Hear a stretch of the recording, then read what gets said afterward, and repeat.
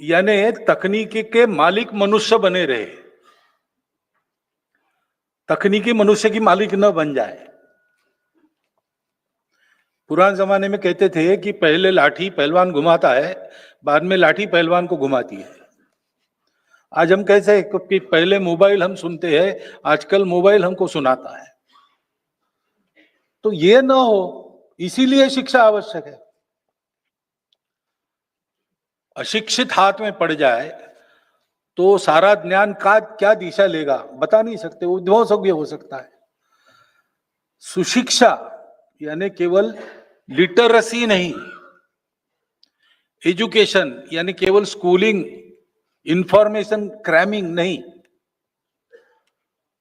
तो मनुष्य सुसंस्कृत बने, मनुष्य वास्तविक मनुष्य बने, इसको शिक्षा कहते हैं।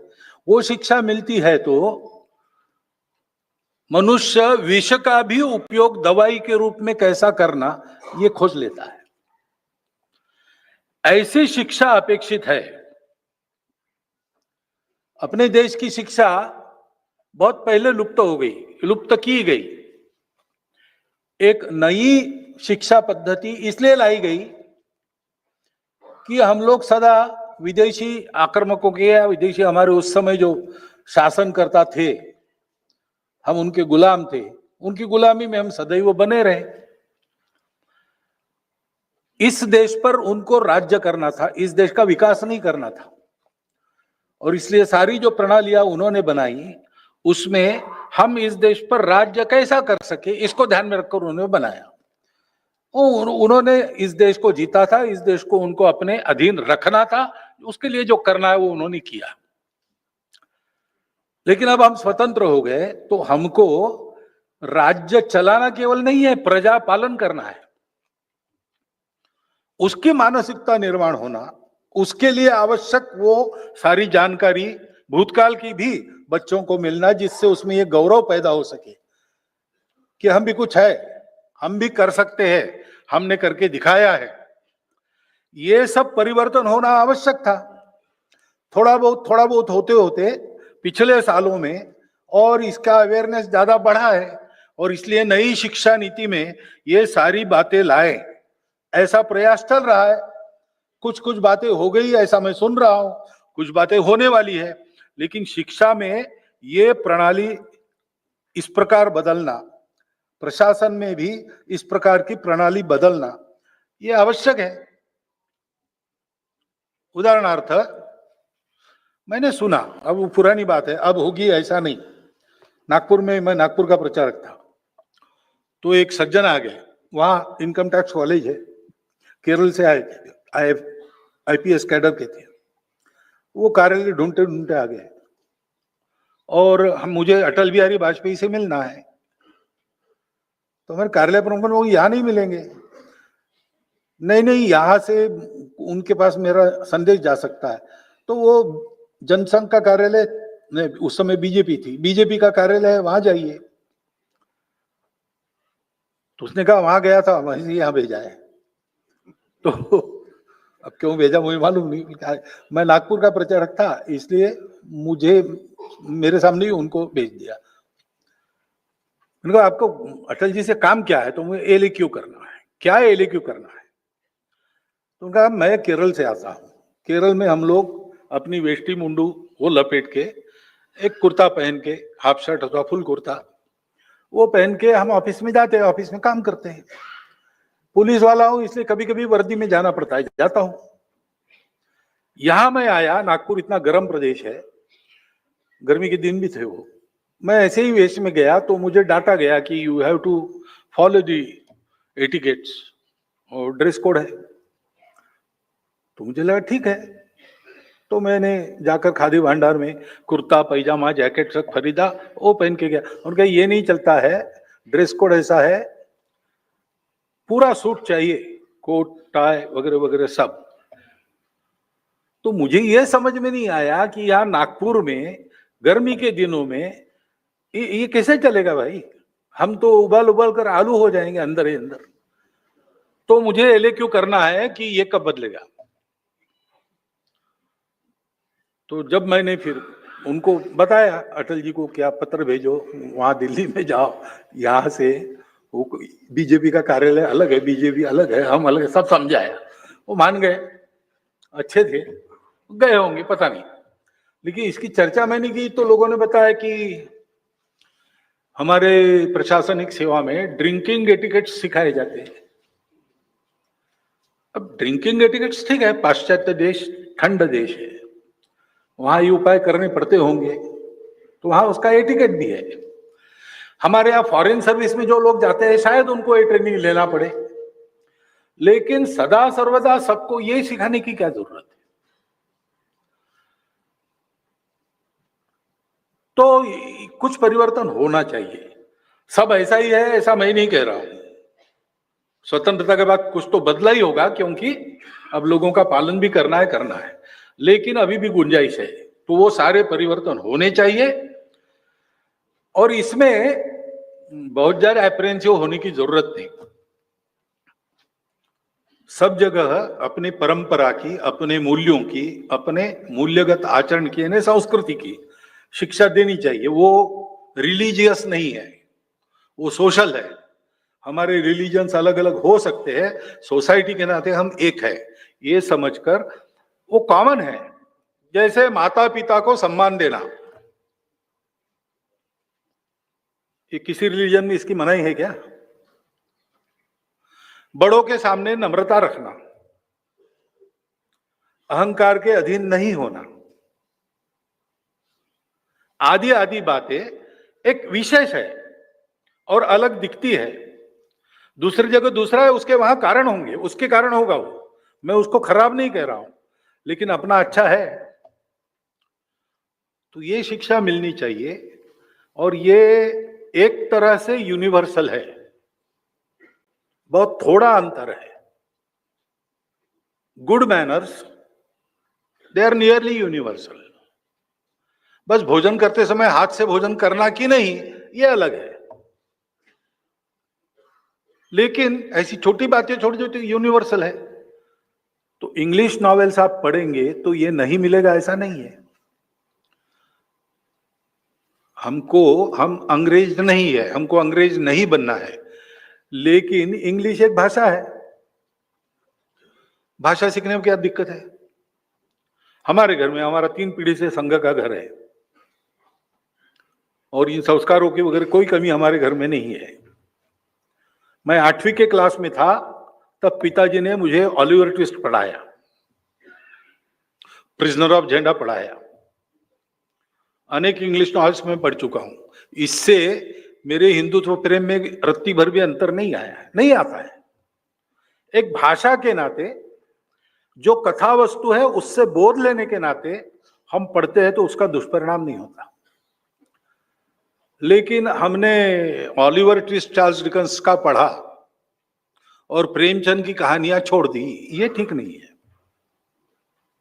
हमारे यहां भी है, साहित्य की कितनी उच्च परंपरा है, रामायण महाभारत से लेकर उपनिषदों की कथाएं देखो, आज तक चलती आ रही।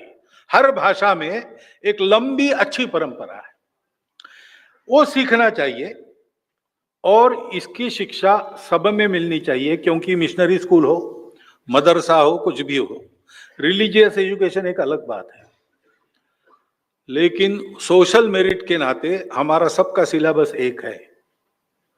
वो भारत की परंपरा है, प्राचीन काल से चलती आई है। जैसे श्रीमान आरिफ बेग आए थे, मैं नगर प्रचारक था अकोला में, विजयादशमी उत्सव के अध्यक्ष के नाते वो आए थे। तो उन्होंने कहा था कि इस देश की परंपरा कैसी है, सबके लिए कितनी अच्छी है। तो उन्होंने उदाहरण दिया था कि अलंकार सुग्रीव और अन्य वानरों के पास मिले, वो सीता जी के है कि नहीं पहचानना था। लक्ष्मण को बुलाया कि तुम भी पहचानो, उसने कहा मुझे केवल पैर की पंजनियां दिखाओ, क्योंकि मैंने कभी सीता जी के मुख की ओर दृष्टि नहीं डाली, मैंने हमेशा उनके चरण ही देखे। अब इसमें जो एक संस्कृति झलकती है वो कितनी बड़ी है, वो सबकी समान है, उसकी शिक्षा सब में होनी चाहिए। उससे हमारा रिलीजन मार नहीं खाता, उल्टा अधिक अच्छा बनता है, ये समझना चाहिए, और ये संस्कार सब में होने चाहिए। ठीक है, आपकी जितनी ताकत है, मेरी जितनी ताकत है, मिशनरी स्कूल में वगैरह जब होंगे तो होंगे, मेरे घर में तो होने चाहिए ना, यहां से हम शुरू कर सकते हैं, वो करना चाहिए। और हमारे यहाँ अभी जो नई शिक्षा नीति में पंचकोशीय शिक्षा का तत्व मान्य किया है, उसमें सभी कोशों का विकास, सर्वांगीण विकास, उसमें कला, क्रीड़ा, योग, ये सब है। तो धीरे धीरे इसको विकसित करना पड़ेगा। जैसा मैंने कहा कि विपरीत शिक्षा में हम इतने आगे गए थे कि एकदम उड़ना संभव नहीं, तो टर्निंग शुरू हो गया है, वो रुके नहीं, चलता रहे, और पूरा टर्न होगा, उसको समय लगेगा। इसलिए करिकुलर गतिविधि नहीं, प्रत्येक मनुष्य को कला का अंग चाहिए। संगीत नृत्यम कला विहीना साक्षात पशु पुच्छ विषाणहीना, ऐसा कहते हैं।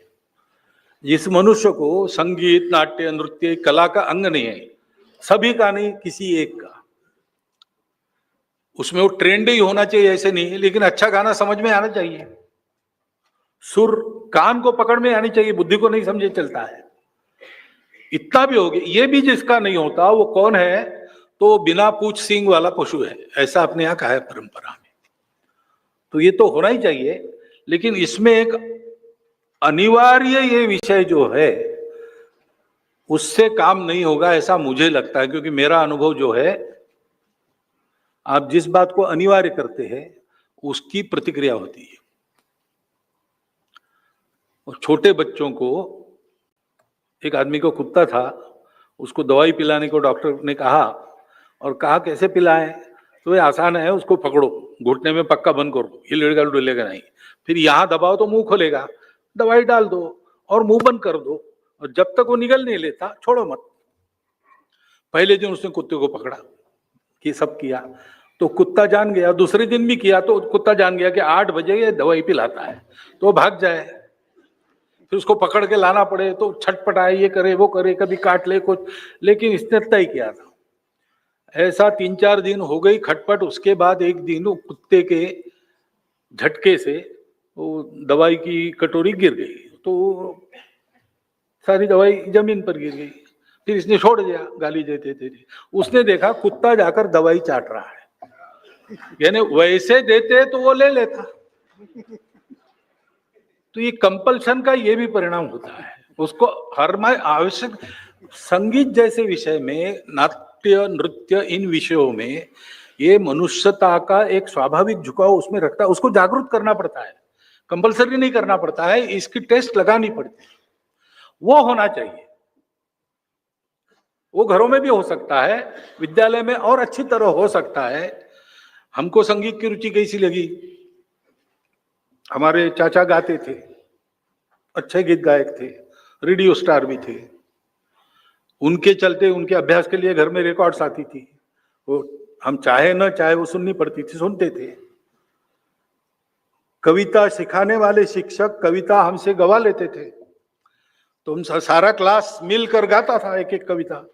और अपने भाषाओं की कविता में वृत्त छंद होता है, उसमें एक स्वर रहता है, तो उससे हमारे कान तैयार हो गया, स्वाभाविक आकर्षण पैदा हो गया।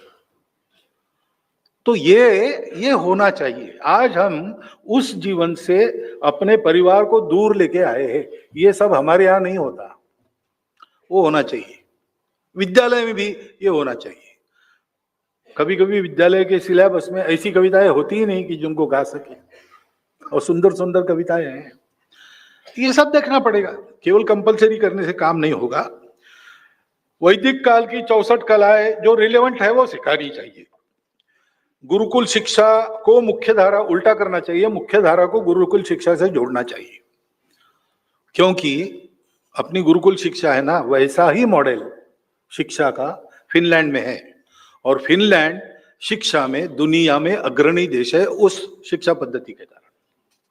उस शिक्षा पद्धति को चलाने वाले शिक्षकों की अलग यूनिवर्सिटी उनकी है, और उस देश में बाहर से बहुत सारे लोग आते हैं, क्योंकि वहां जनसंख्या कम है, तो वो लेते हैं सभी देशों के। तो जितनी भाषाओं के लोग आते हैं उतनी भाषाओं में 8वीं क्लास तक शिक्षा वहां होती है, 8वीं क्लास तक मातृभाषा में शिक्षा होती है। और 10 छात्रों पर एक शिक्षक एक शिक्षिका, पहले 4 क्लास उनके साथ रहना और घूमना, यही काम होता है, क्लास वर्क नहीं होता है। बिल्कुल गुरुकुल पद्धति के पास वाली है, केवल आश्रम में जाकर रहने की बात इसमें नहीं है। तो शिक्षा पद्धति में सर्वोत्कृष्ट वो पद्धति है जो गुरुकुल पद्धति से पास आती है, इसलिए अपनी शिक्षा की मुख्य धारा को गुरुकुल पद्धति से जोड़ने का प्रयोग करना पड़ेगा। और संस्कृत भाषा की भी बात वही है। अनिवार्य क्यों करे भाई? अपनी परंपरा जानना है, भारत को जानना है, तो संस्कृत भाषा का ज्ञान बहुत अच्छा है, होना ही चाहिए। तब हम जान सकते, मूल स्रोतों से जान सकते। हमको भाषांतर पढ़ने नहीं पड़ते, और भाषांतर बहुत सारे गलत किए हैं अथवा किए गए हैं। तो मूल स्रोत जानना है तो संस्कृत पढ़ना अनिवार्य है। लेकिन स्कूल में मुझे घर से भेजा, संस्कृत परीक्षा दो, किला पारडी की परीक्षाएं चलती थी, तो मेरा मन नहीं लगा। लेकिन घर में मुझे संस्कृत स्तोत्र सिखाए गए, वो मैंने याद कर लिए। और संस्कृत भारती की पद्धति जब मैंने देखी तो मैंने देखा कि संस्कृत के बारे में शंकित लोग भी उनके प्रशिक्षण वर्ग में आते हैं, 10 दिन में बोलचाल की संस्कृत सीख लेते बड़े आनंद से। सिखाने का तत्व यह है कि सिखाने वाला, उसकी उत्कृष्टता चाहिए, और छात्र के लेवल पर उतरकर उसको सिखाने की उसकी कला चाहिए, तो वो रस उत्पन्न कर सकता है शिक्षा में। क्योंकि शिक्षा बाहर से देना नहीं है, शिक्षा मनुष्य के अंदर के ज्ञान को प्रस्फुटित करने की कला है। ये सब संस्कृत परंपरा से ही आता है, तो उसका उपयोग करके हम संस्कृत प्रमोट करें, अपने घर में संस्कृत स्तोत्र वगैरह करें, उसकी बारीकियां, उसके कुछ बड़े मनोरंजक है। तक्रम शक्रस्य दुर्लभा, ऐसा एक अंतिम पंक्ति है, यानी मट्ठा इंद्र को भी दुर्लभ है, पीने वाला मट्ठा। उसके पहले 3 प्रश्न है, क्या तक्रम, ऐसा 3 प्रश्न है, उसमें 2 आ गए एकदम। जयंतः कस्य वै सुता कथम विष्णुपदम प्रोक्तम। तो जयंत किसका लड़का है, ये दूसरे नंबर का प्रश्न है। उसके पहले नंबर का प्रश्न है, उसका उत्तर है मट्ठा। हाँ, भोजनांते च किम पेयम, मट्ठा, भोजन के बाद क्या पीना है। जयंतः कस्य वै सुता, इंद्र, जयंत इंद्र का पुत्र है। और कथम विष्णुपदम प्रोक्तम, विष्णुपद कैसा है, दुर्लभा। तो 3 प्रश्न पूछे, अंतिम पंक्ति में 3 उत्तर लिखे, तक्रम शक्रस्य दुर्लभा। उसका भाषण तो होता है मट्ठा इंद्र को दुर्लभ है। अब ये ऐसा बताते तो इंटरेस्ट उत्पन्न होता है। ये सारी बातें होती थी, ये करनी चाहिए, तो अपने आप बच्चे संस्कृत पढ़ेंगे। लेकिन संस्कृत का काम चलाओ ज्ञान कम से कम भारत को समझना चाहने वाले प्रत्येक को होना चाहिए।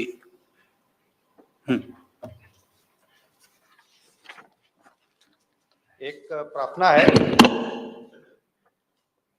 जब प्रश्नकर्ता का नाम मन से बोला जाए तो कृपया वे अपने स्थान पर खड़े हों, ऐसी आप सबसे विनती है। की और आधुनिकता, इनका शिक्षा से विरोध नहीं है। जैसे जैसे मनुष्य का ज्ञान बढ़ता है, नई तकनीक आती है, उसको आने से कोई रोक नहीं सकता। और आती इसलिए है कि मनुष्य का कुछ भला उसके हाथ से हो, इसीलिए उसको खोजा जाता है। उसका उपयोग करना मनुष्य के हाथ में है। कोई भी तकनीक आती है तो उसका मनुष्य के हित के लिए उपयोग करना, अगर उससे कुछ दुष्परिणाम होने वाले हैं तो उन दुष्परिणामों से बचना और बचाना, यानी तकनीकी के मालिक मनुष्य बने रहे, तकनीकी मनुष्य की मालिक न बन जाए। तो एकात्मता स्तोत्रम, उसमें पहले सच्चिदानंद रूपाय भगवान को वंदन है, फिर मातृभूमि का वंदन है, उसके बाद भारत की नदियां, भारत की पहाड़, इनके नाम है, फिर ऋषि परंपरा से लेकर तो वैज्ञानिकों तक सबके नामों का उल्लेख है।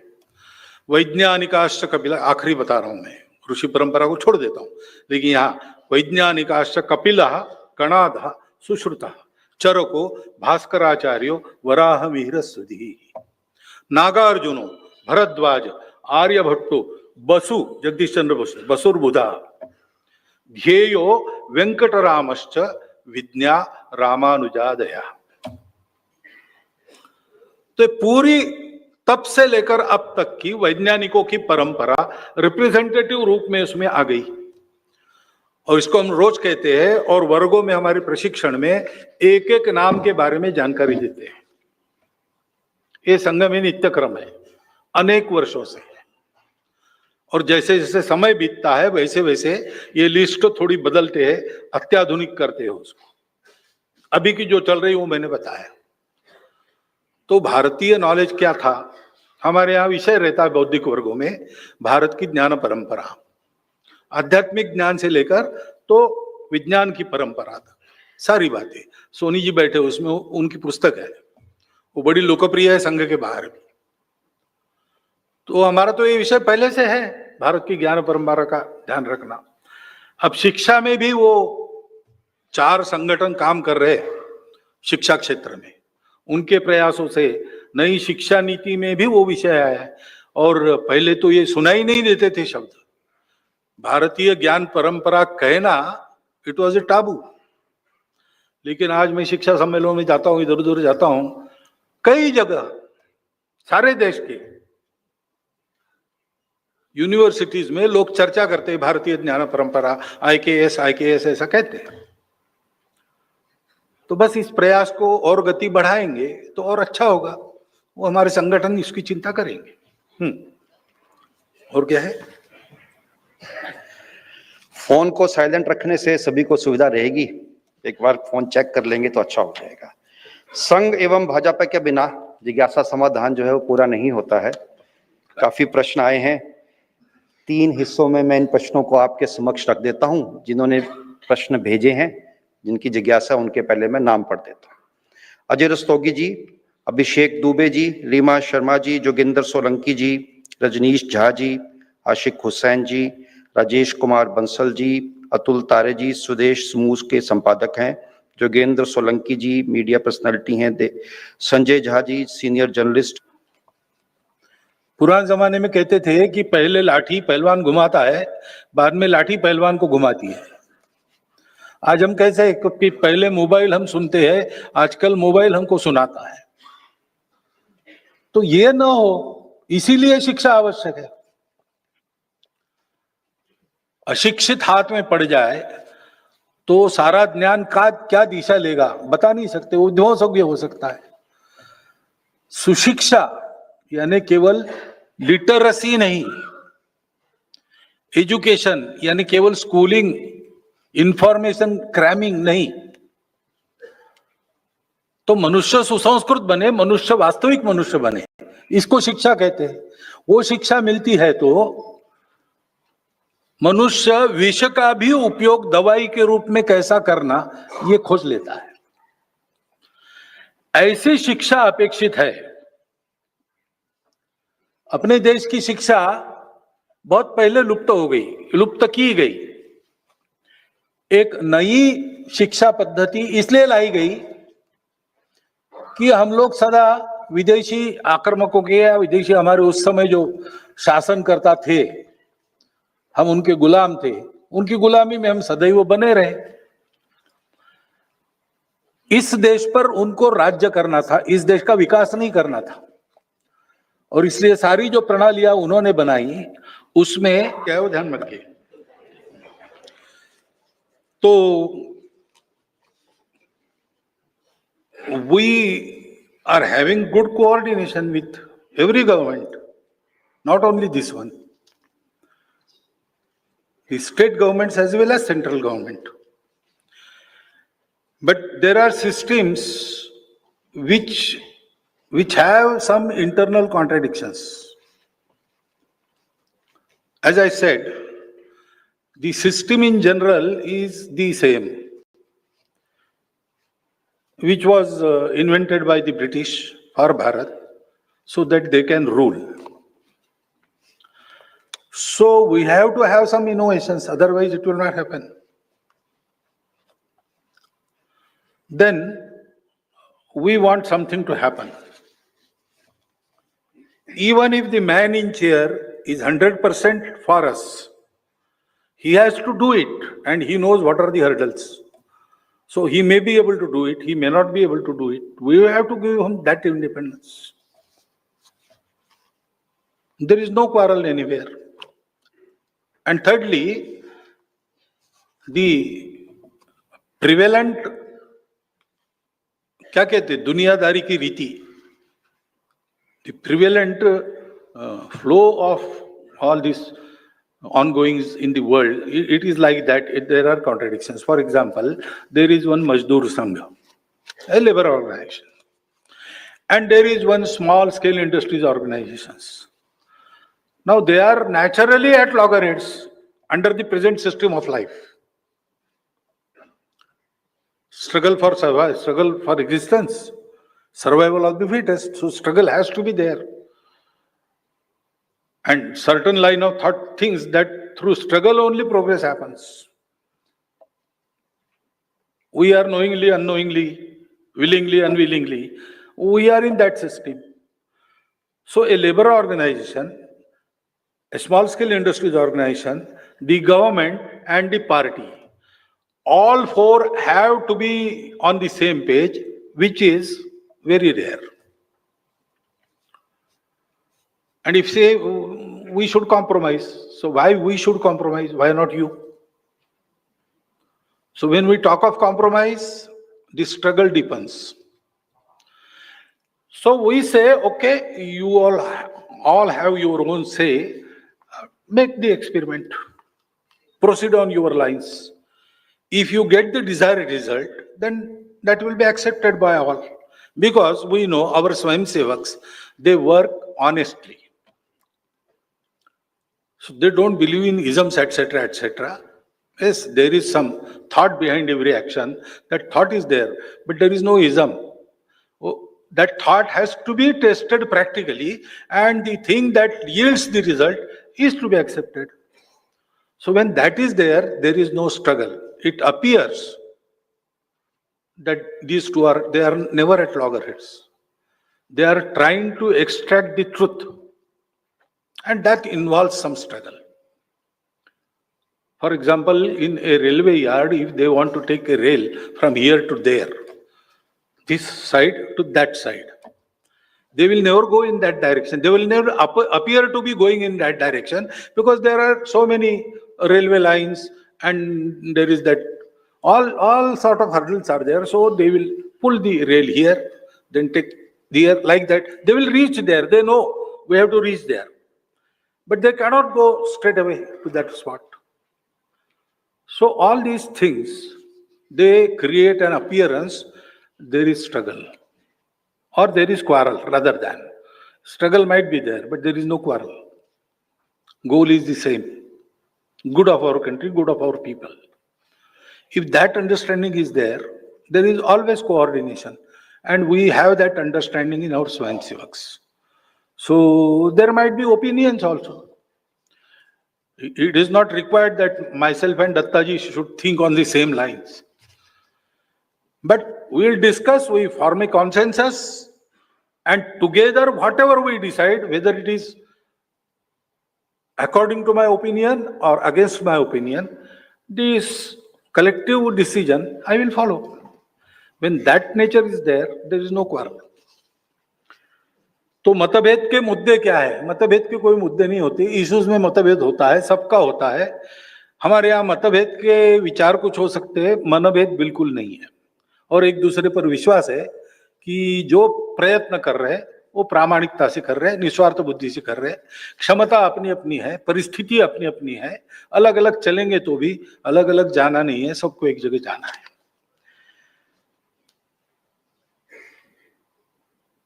और सब कुछ संग तय करता है, ये पूर्णतः गलत बात है.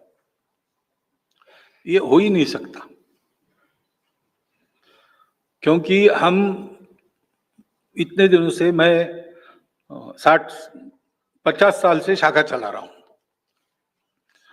तो कोई शाखा के बारे में मुझे सलाह दे तो मैं एक्सपर्ट हूं, लेकिन वो राज्य चला रहे अनेक वर्षों से, तो राज्य के बारे में एक्सपर्ट वो है। मेरी एक्सपर्टाइज वो जानता है, उसकी एक्सपर्टाइज मैं जानता हूं। तो इस मामले में सलाह तो दे सकते हैं, सलाह तो दे सकते हैं, क्यों, देखने से भी सीखते हैं लोग, परंतु डिसीजन तो उस फील्ड में उनका है, इस फील्ड में हमारा है। इसलिए हम तय नहीं करते। हम तय करते इतना समय लगता क्या?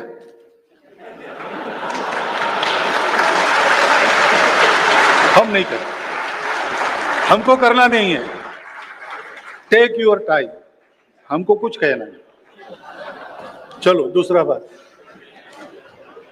राजनेता रहते जेल में रहने पर पदमुक्त करने के कानून के बारे में संघ का मत क्या है? भाग 2 में एक ही प्रश्न है। देखिए, जो हमारे नेतृत्व है वो नेतृत्व पारदर्शी होना चाहिए, स्वच्छ होना चाहिए,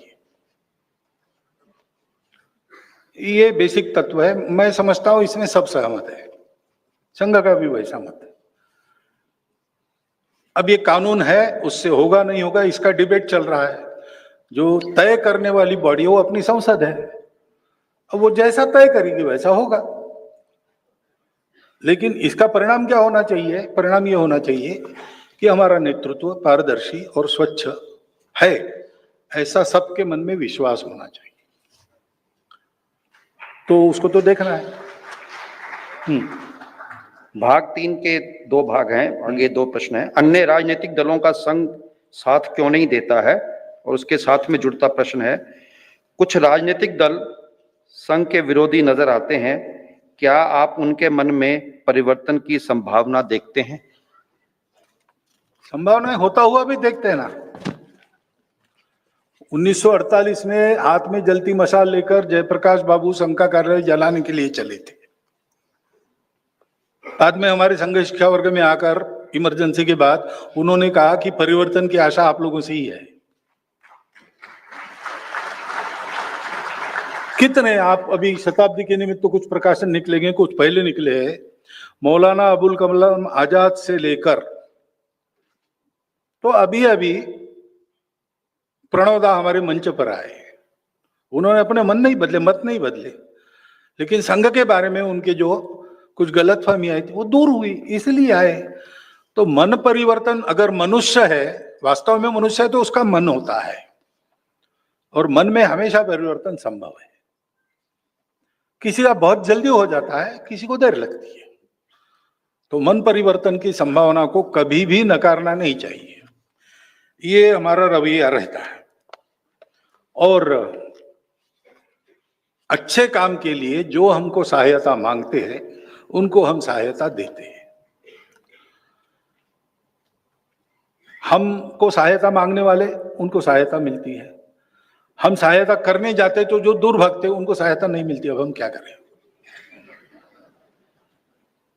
तो कोई अच्छा काम है, करना है, मांगते हैं, करते हैं, और सब मांगते हैं। आपको केवल एक पार्टी दिखती है जिनको हम सहायता कर रहे हैं, लेकिन कुल मिलाकर देश चलाने में या कभी कभी पार्टी का कुछ काम चलाने के लिए भी वो अच्छा अगर है तो हमारे स्वयंसेवक संघ के कहने से लगते हैं और जाकर मदद करते हैं।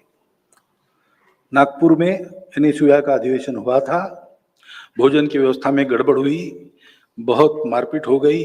जो थे उस समय उनको मालूम है, राजीव गांधी उस समय एनएसयूआई के अध्यक्ष थे, तो थाली फेंकना वगैरह सब हो गया, मैसेज बंद पड़ गई और 30,000 लोग थे। कुछ लोग तो घुस गए बाजारों में, लूटपाट करना पड़ा, मार खाए तो वापस आ गए। तो मुझे फोन आया था, मैं नागपुर का प्रचारक था उस समय, वहां के जो एमपी थे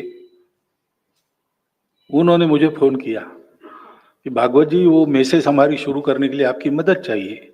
11 मैसेज थी, 7 मैसेज में हमने अपने स्वयंसेवक भेजे वो मैसेज बंद हो गई थी, दोपहर 2 बजे तक हमने शुरू कर दिया। तो हमको कोई परहेज नहीं है, सारा समाज हमारा है, हम किसी को पराया नहीं मानते, हमारे तरफ से कोई रुकावट नहीं है। उधर से रुकावट है तो हम उनके इच्छा का सम्मान करके रुक जाते हैं। अगला प्रश्न रोजगार से संबंधित है। प्रश्न करता है कमल घनशाला जी, सीए संजीव नंदा जी, पंडित राम कुमार शर्मा जी। पिछले कुछ वर्षों में भारत में निजी विश्वविद्यालयों की संख्या तेजी से बढ़ी है।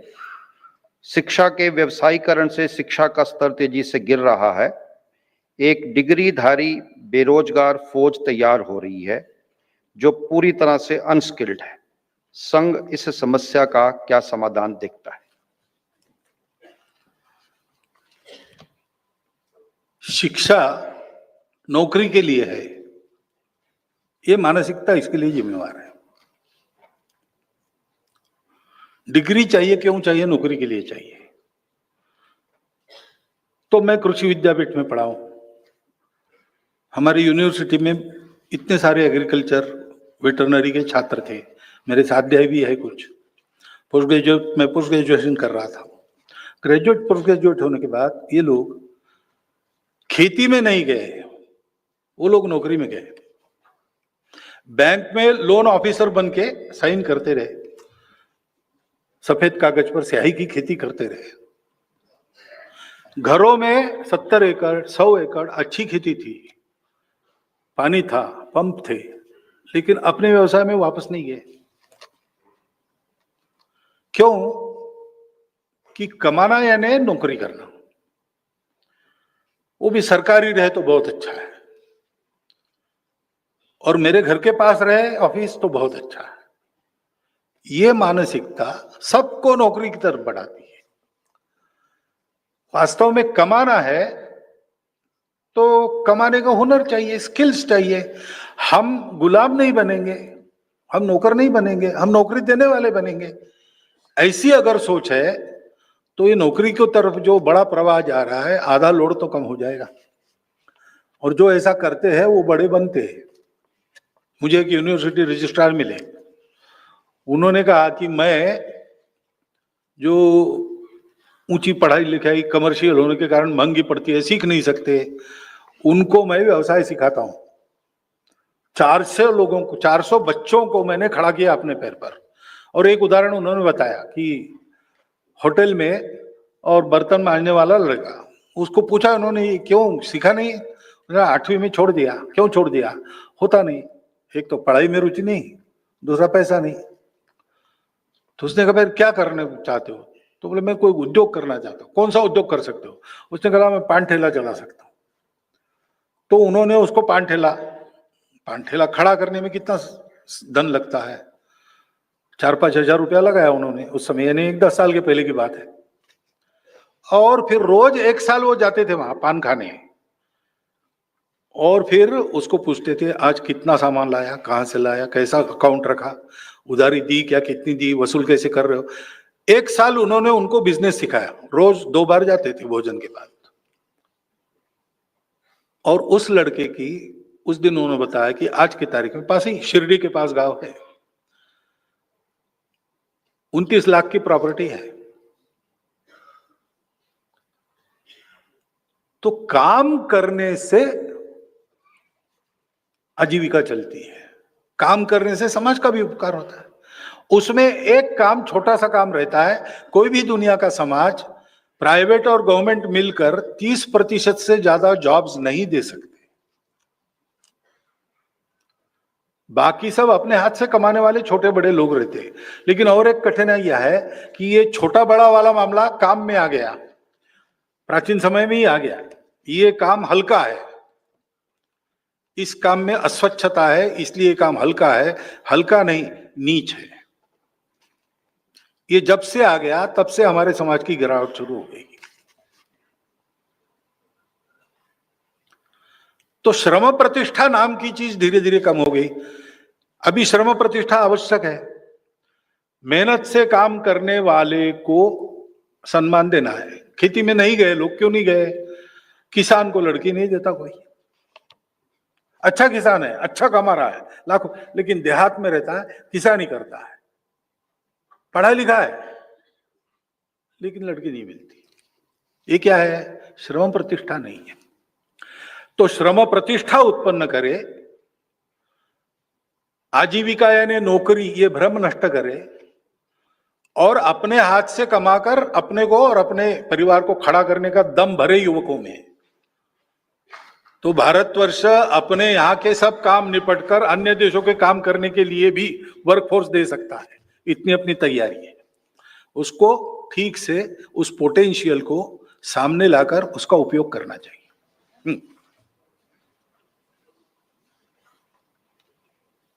जैसे भाजपा और संघ के बिना जिज्ञासा समाधान पूरा नहीं होता है, वैसे ही डेमोग्राफी, डीएनए, अखंड भारत, इसकी जिज्ञासा के बिना भी समाधान पूरा नहीं होता है। मैं कुछ नाम ले रहा हूं जिन प्रश्नकर्ता हैं जो: अंजलि राय मेहता जी, फिल्म निर्माता; Yatendra Sharma ji, senior journalist; Mamta Chaturvedi ji, senior journalist; Suresh Chavhanke ji, senior journalist; doctor Gladwin Tyagi ji; Raman Puri ji, retired vice admiral, Indian Navy; doctor Mamta Tyagi ji; Ashok Srivastava ji, senior journalist; R K Gupta ji, retired IRS; Jitendra Tiwari ji; Harshvardhan Tripathi ji; professor Anil Mitra ji; professor K G Suresh ji, senior journalist; Peter हॉर्नुम, German journalist; lieutenant general Ved Chaturvedi ji; professor Manjusha Rajgopal ji; Syed Sherwani ji; Pawan Gaur ji, senior journalist; मौलाना R Shaheen Qasmi, Muslim scholar; Sukesh Ranjan ji, senior journalist; Vijay Trivedi ji, senior journalist; colonel Tahir Mustafa, registrar, Hamdard university; Sandra Petersmann, German journalist; Anil Tyagi ji, Tyagi समाज; चौधरी सुरेंद्र सोलंकी जी, प्रधान पालम 360 खाप के; doctor TS क्लेर, ambassador सुजन अर्चन नॉय; Gopal Krishna ji, retired IAS. 2 भागों में है ये जो demography, DNA और अखंड भारत का है। पहले भाग के प्रश्न पढ़ता हूं मैं। अवैध घुसपैठियों को भारत से निकालने तथा जनसंख्या असंतुलन की चिंता से भारत कैसे निपटेगा एवं संघ इस विषय में क्या सोचता है? आप कहते हैं कि हिंदू एवं मुस्लिम का डीएनए एक है, लेकिन उस पर फिर कट्टरवाद हावी हो जाता है। कुरान, सुन्नत और हदीद, इस पर आधारित पॉलिटिकल इस्लाम मानने वालों के साथ हम कैसे व्यवहार करें? यदि डीएनए एक है तो बांग्लादेशी घुसपैठियों को निकालना क्या सही है? संघ ने विभाजन का विरोध क्यों नहीं किया एवं पाकिस्तान जैसे देश पर संघ का क्या विचार है? अखंड भारत को लेकर संघ का क्या विचार है? भारतवर्ष हमेशा वसुधैव कुटुंबकम के सिद्धांत पर रहा है, फिर भी कुछ शताब्दियों में भारत की सीमाएं संकुचित क्यों हुई हैं? Is the unification with neighbouring countries thinkable? ये पहला भाग है। तो डेमोग्राफी की चिंता होती है और होने का कारण है कि डेमोग्राफी बदलती है तो उसके कुछ परिणाम निकलते हैं। देश का विभाजन एक परिणाम है। मैं केवल भारत की बात नहीं कर रहा हूं, तिमोर हो गया इंडोनेशिया में, सर्वत्र सब देशों में डेमोग्राफिक इम्बैलेंस की चिंता रहती है। लेकिन ये चिंता भी क्यों उत्पन्न होती है कि संख्या से ज्यादा इरादा क्या है, इसके बारे में शंका रहती है मन में। तो पहली तो बात संख्या की है। तो जनसंख्या के असंतुलन में वास्तव में उसके कारण क्या है? पहला कारण है मतांतरण, कन्वर्शन, जो भारतीय परंपरा का हिस्सा नहीं है। और कैथोलिक चर्च के लोग हमको बताते कि हम नहीं करते, तो कहीं ना कहीं क्रिश्चियनिटी में भी उसको ठीक नहीं माना जाता, ऐसा एक प्रवाह है। और परसों उलेमाओं से बात हुई तो उन्होंने हमको बताया, मदरसों के टीचर्स से बात हुई कि इस्लाम में भी मना है। पैगंबर साहब के चाचा उनको कलमा पढ़ाने के लिए अनुयायियों ने कहा तो उनका मना किया उन्होंने, ये नहीं करना है। अगर ऐसा है तो ये होना नहीं चाहिए। रिलीजन अपना अपना चॉइस है, जिनको जिस रिलीजन में जाना है जबरदस्ती गए, वापस आना चाहते हैं, आओ अपने मन से आओ, लोभ लालच जबरदस्ती नहीं। लेकिन ये होता है, तो इसको रोकना,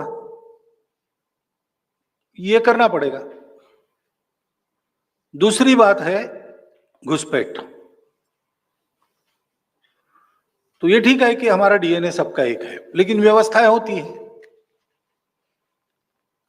अब यूरोप में भी 3-3 देश, 4-4 देश ऐसे हैं जो समान एंसेस्ट्री रखते हैं, लेकिन देश एक व्यवस्था है, उसकी सीमा होती है, उसमें आना जाना। आप पूछते हो घुसपैठियों को रोकना सही है क्या? मैं कहता हूं अगर डीएनए एक है तो परमिशन लेके आना गलत है क्या? परमिशन लेके आना चाहिए ना। परमिशन नहीं मिलती तो नहीं आना चाहिए, लेकिन विधि विधान नियम बाजू रख के घुस जाना ये अपने आप में गलत बात है। आने पर उपद्रव ये होता है, ये अनुभव है। तो इसलिए इस घुसपैठ को रोकना चाहिए। कुछ तो सरकार रोक सकती है, सरकार कुछ प्रयास कर रही है, धीरे धीरे आगे बढ़ रहे हैं, परंतु समाज के हाथ में है कि हम अपने देश में रोजगार अपने देश के लोगों को देंगे। अपने देश में भी मुसलमान नागरिक है, उनको भी रोजगार की जरूरत है। मुसलमान को रोजगार देना है तो उनको दीजिए, जो बाहर से आए उसको क्यों दे रहे? उनके देश की व्यवस्था उन्होंने करनी चाहिए। या फिर है परमिशन लेकर आकर जॉब करने वाले लोग सब देशों में हैं, हमारे यहां भी ऐसे हो सकते हैं।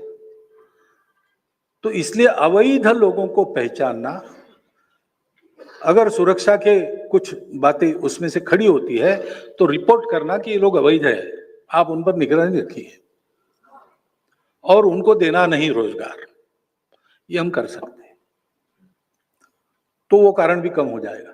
तीसरा नंबर जन्म दर का है।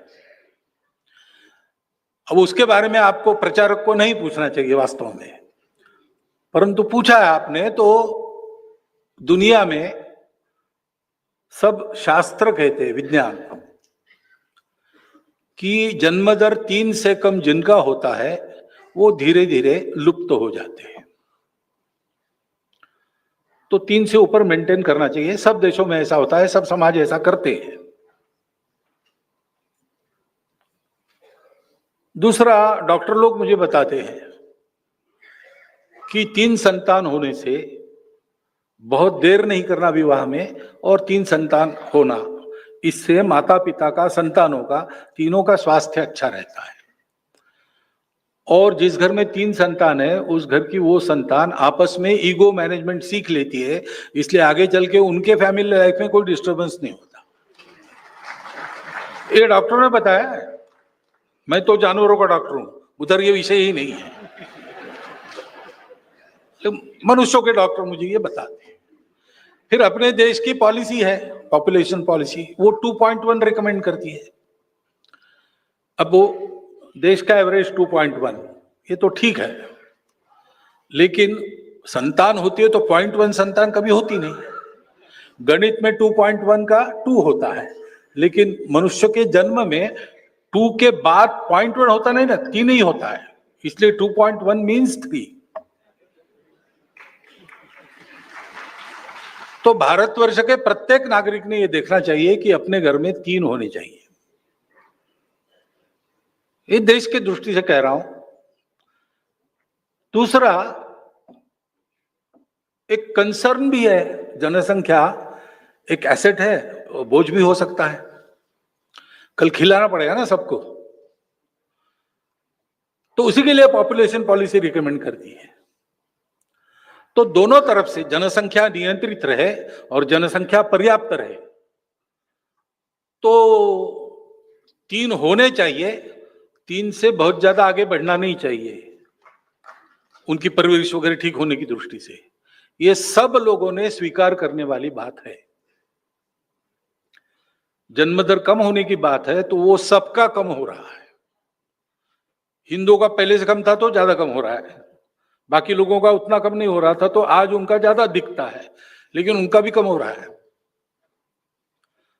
प्रकृति ऐसा करती है, संसाधन कम है, जनसंख्या ज्यादा हुई तो प्रकृति में ऐसा कुछ होता है। तो इसका संदेश लेके सब लोगों ने 3 से कम नहीं करना और 3 से आगे करना, इसके लिए नई पीढ़ी को तैयार करना चाहिए। और जिनके हाथ में अभी भी है उन्होंने ऐसा करना चाहिए। और क्या कह सकते हैं जनसंख्या का। और तीसरा भी पूछा ना आपने, विभाजन। संघ ने विभाजन का विरोध क्यों नहीं किया, ये क्या जो रॉन्ग इंफॉर्मेशन है। शेषाद्री जी की एक पुस्तक है the tragic story of partition, आप सब लोग पढ़िए। उसमें विभाजन कैसे हुआ, विभाजन क्या करने से हुआ और क्या करने से रुक सकता था, विभाजन में किसका क्या रोल था, ये सारी बातें हैं। संघ का मत क्या है इसके बारे में, इसका ठीक ठीक पता उस पुस्तक के पढ़ने से आपको पता चलेगा। विदाउट मीनिंग वर्ड्स वो पुस्तक लिखी गई है, उसको आप पढ़िए। तो संघ ने विरोध किया था, लेकिन संघ की ताकत क्या थी उस समय।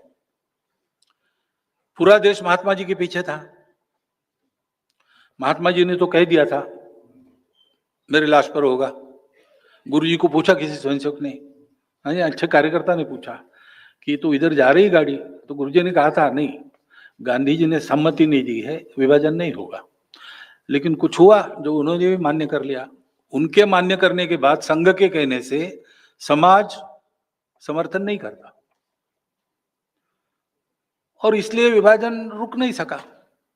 यानी उसको रोकने के लिए हम भी कुछ नहीं कर सके। तो अखंड भारत एक सत्य है। विभाजन होने से क्या क्या होता है, मौलाना अबुल कलाम आजाद का एक लेख, चट्टान नाम का उस समय एक पेपर था लाहौर में, उसके पत्रकार ने उनका इंटरव्यू लिया। 1946 का इंटरव्यू है, वो डेट वेट में भूल गया, मिल जाएगा, वो आप पढ़िए। उन्होंने इस विभाजन के विरोध में अपना मत देते हुए विभाजन के परिणाम क्या होंगे इसका कुछ प्रेडिक्शन किया है। वो अक्षरशः सत्य आज हम देखते हैं। पाकिस्तान की क्या हालत होगी, भारत में मुसलमानों का क्या होगा, ये सब उन्होंने लिखा है। लेकिन उनके जैसे लोगों का नहीं सुना गया। लेकिन भारत अखंड है, ये एक सत्य है, फैक्ट ऑफ लाइफ है। जबरदस्ती उस सत्य को नकार कर जो लोग चल रहे हैं उनका क्या हो रहा है,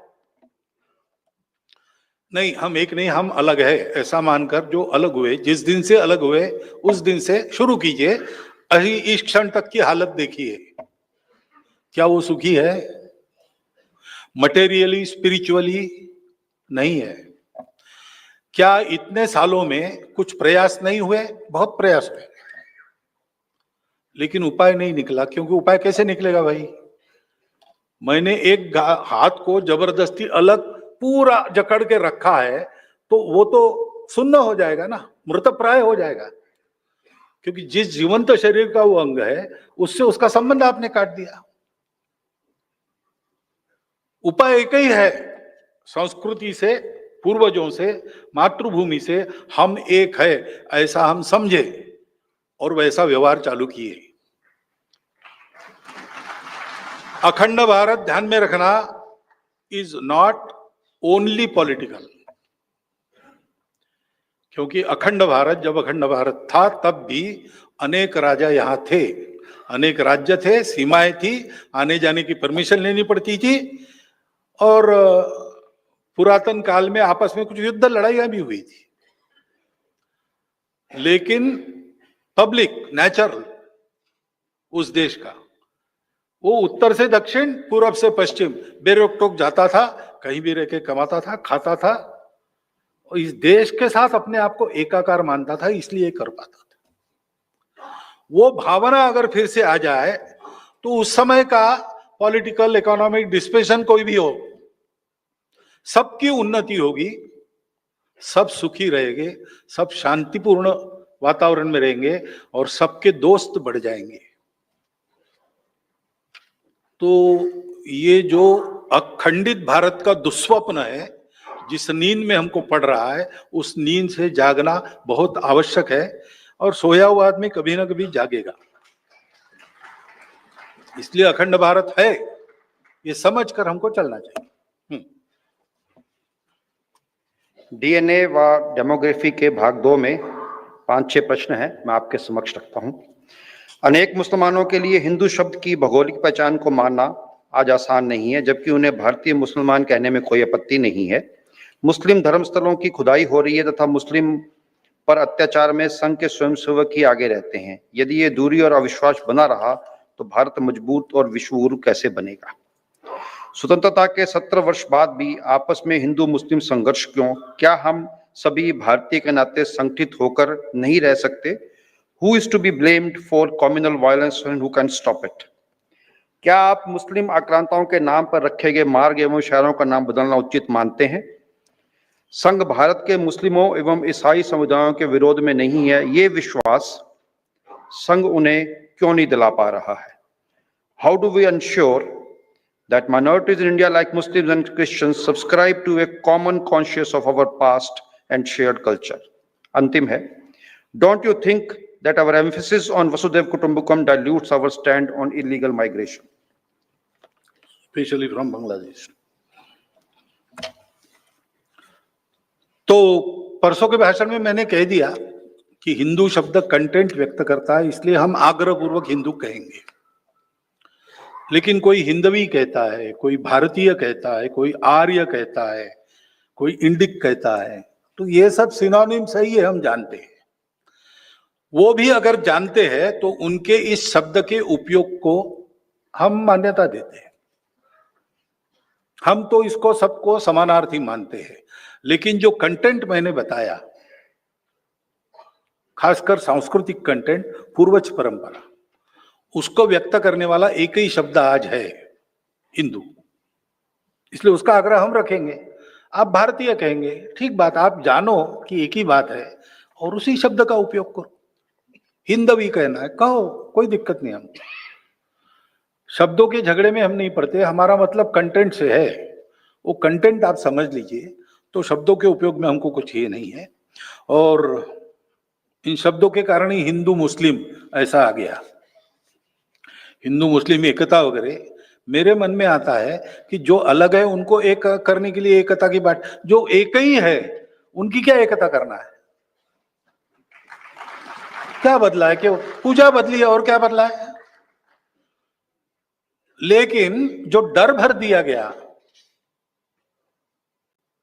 कि भाई ये लोग रहेंगे तो क्या होगा बता नहीं सकते। हाँ, इतनी लड़ाई हुई, इतने अत्याचार हुए, इतने कत्लेआम हुए, देश भी टूटा, सावधान रहो। एक तरफ ये, दूसरी तरफ अरे भाई ये हिंदुओं के साथ जाएंगे तो तुम्हारा इस्लाम चला जाएगा, तुम अलग हो, अलग रहो, अलग मांगो, नहीं तो तुम्हारी कोई आइडेंटिटी नहीं है। गलत बात है। उस मौलाना अबुल कलाम आजाद की इंटरव्यू में है, रिलीजन बदलने से कौम नहीं बदलती। और मुझे अरशद मदनी साहब ने बताया था कि उनके चाचा ने भी ये बात कही थी। तो हमारे आइडेंटिटी तो एक ही है, हम हिंदू है, हम भारतीय है, हम हिंदवी है, जो भी आपको कहना है, वो एक आइडेंटिटी है। वो हमारी संस्कृति को, मातृभूमि को और पूर्वजों को, परंपरा को बताती है। ये जब भूल जाते हैं तब 70 वर्ष के बाद भी इस अविश्वास के कारण, एक तरफ अविश्वास है हिंदुओं में उनकी दुर्बलता के कारण, उनको ये कॉन्फिडेंस नहीं है कि ठीक है भाई है मुसलमान लोग, लेकिन अपने ये क्या पूजा बदली ना, हमारी संस्कृति में तो जाकी रहे भावना जैसी, प्रभु मुहूर्त दिन देखी तैसी। तो हम अब संगठित है अब साथ चलाएंगे, साथ चलेंगे। और उधर कॉन्फिडेंस नहीं है, इनके साथ चलेंगे तो हमारा इस्लाम बचेगा कि नहीं बचेगा। क्योंकि स्पिरिचुअलिटी भूल गए, अपनी शक्ति को भूल गए। एक जगह शक्ति जागरण करना आवश्यक है, समाज का संगठन करना आवश्यक है, दूसरी जगह ये गलतफहमी हटानी आवश्यक है। भाई पहले दिन इस्लाम भारत में आया तब से आज तक इस्लाम यहाँ है और रहेगा। ये मैंने भी पिछले बार भी कहा था, इस्लाम नहीं रहेगा ऐसे सोचने वाला हिंदू सोच का नहीं है, हिंदू सोच ऐसी है नहीं। दोनों जगह ये कॉन्फिडेंस बने तब ये संघर्ष खत्म होंगे। तो पहले ये मानना होगा कि हम सब लोग एक है, हमारी भाषाएं अलग है, जाति पाति अलग है, पूजा अलग है, ये सब है, विशिष्टताएं हैं हमारी, लेकिन सबसे ऊपर ये हमारा राष्ट्र है, सबसे ऊपर ये हमारा देश है, हमारा समाज है, हमारी संस्कृति है, और वो अलग अलग नहीं है। We are not a federation of communities और societies, we are one people, we the people.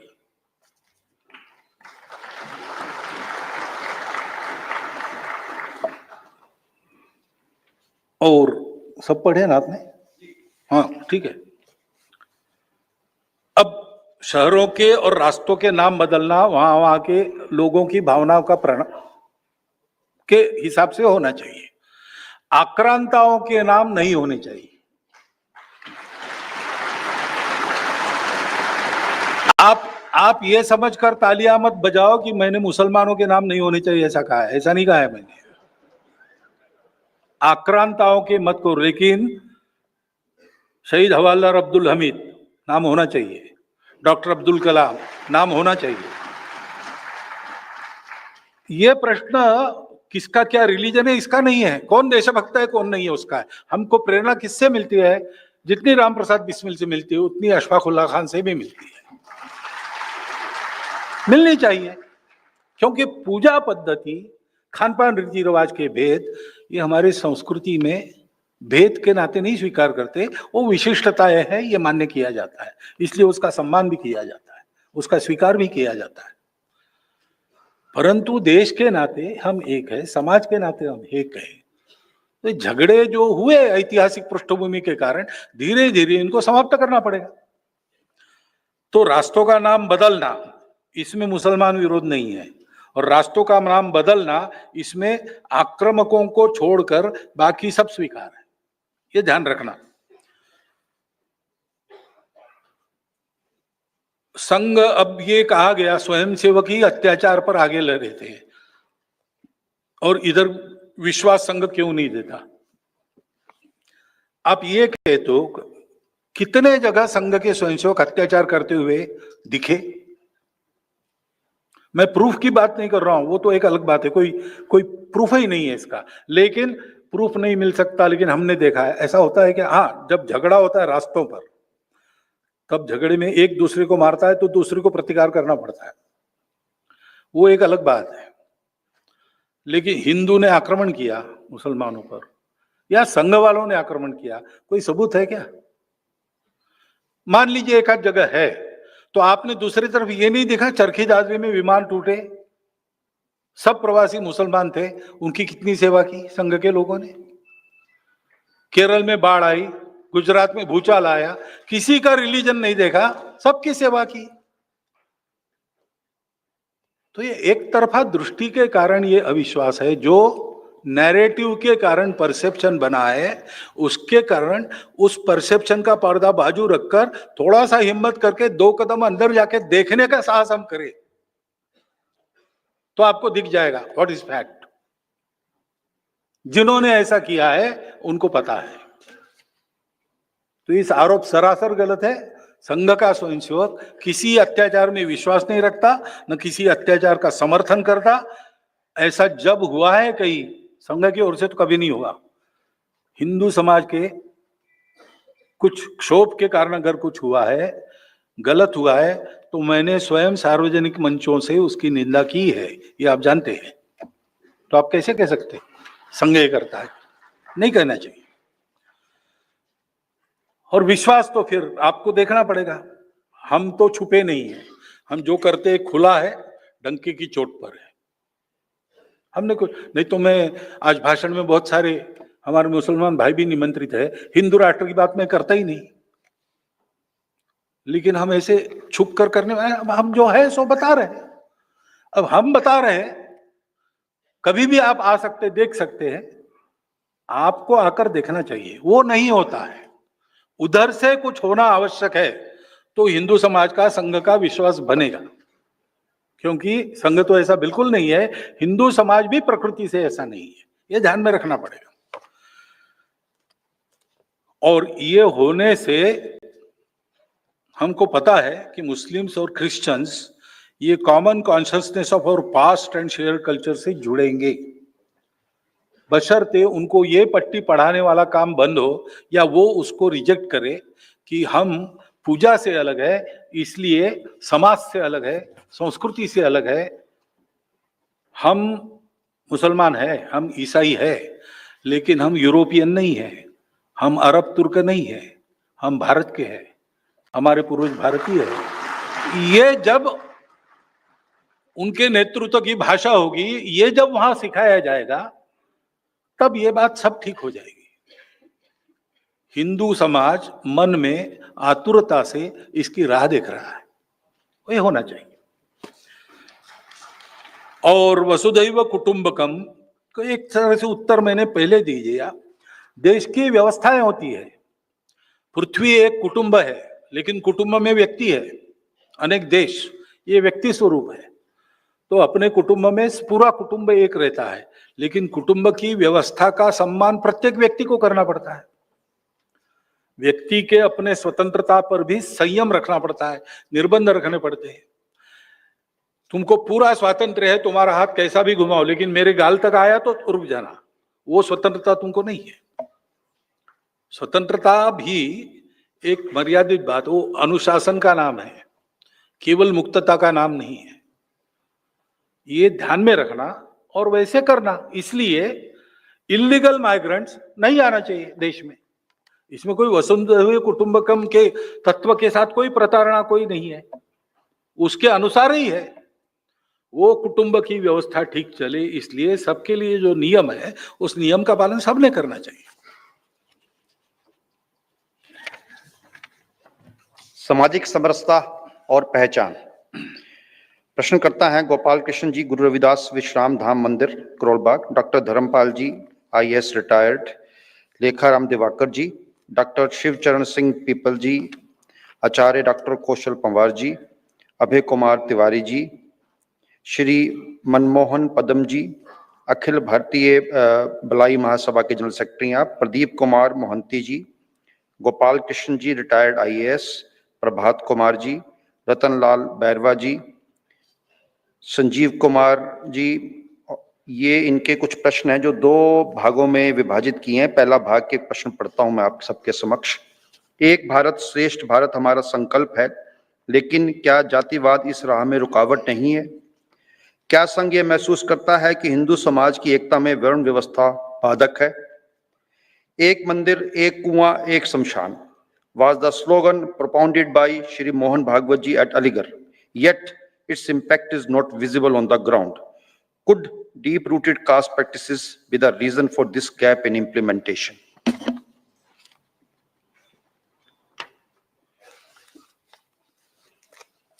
तो जातिवाद तो रुकावट है, किसी भी बात का वाद होता है तो वो रुकावट ही बनता है किसी भी बात में। ये जो जाति और वर्ण नाम की चीज है वो कभी व्यवस्था थी, आज वो व्यवस्था है नहीं, वो अव्यवस्था बन गई है। और जाति और वर्ण व्यवस्था के नाम पर जाति और वर्णों के अभिमान अपना खेल खेल रहे हैं। वास्तव में एक काल सुसंगत नई व्यवस्था, नया रूप लेकर कोई आनी चाहिए जो शोषण मुक्त और समता युक्त रहे, इसकी आवश्यकता है। तो जो आउट ऑफ डेट है, कालबाह्य है,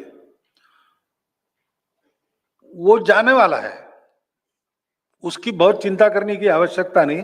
ठीक से जाए, जाते जाते उपद्रव न करे, ये देखना है। व्यवस्था तो है नहीं, हमारे मन में वो अहंकार है, मैं इस वर्ण का हूं, मैं इस जाति का हूं, और न्यूनगंड भी है, अरे अरे मैं इस वर्ण का हूं, मैं इस जाति का हूं।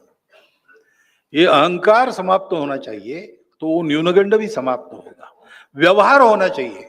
कल मैंने बताया समरसता के लिए करना क्या है, जाना आना शुरू हो जाए भाई, घर में उठना बैठना एक स्वाभाविक व्यवहार हो, भाषण होने की जरूरत नहीं है।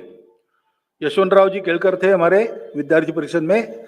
एक विद्यार्थी परिषद के नए कार्यकर्ता अनुसूचित जाति का था, उसको भड़का दिया वहां पे कि ये लोग तुम्हारा उपयोग कर रहे हैं, फिर से तुमको फिर झाड़ू लगाने के लिए ही बताएंगे वगैरह।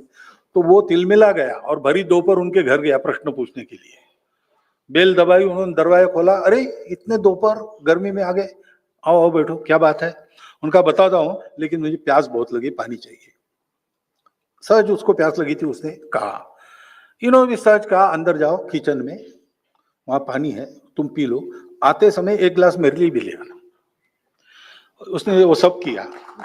बाद में उन्होंने पूछा कैसे आए थे, तो बोले कुछ नहीं, काम हो गया।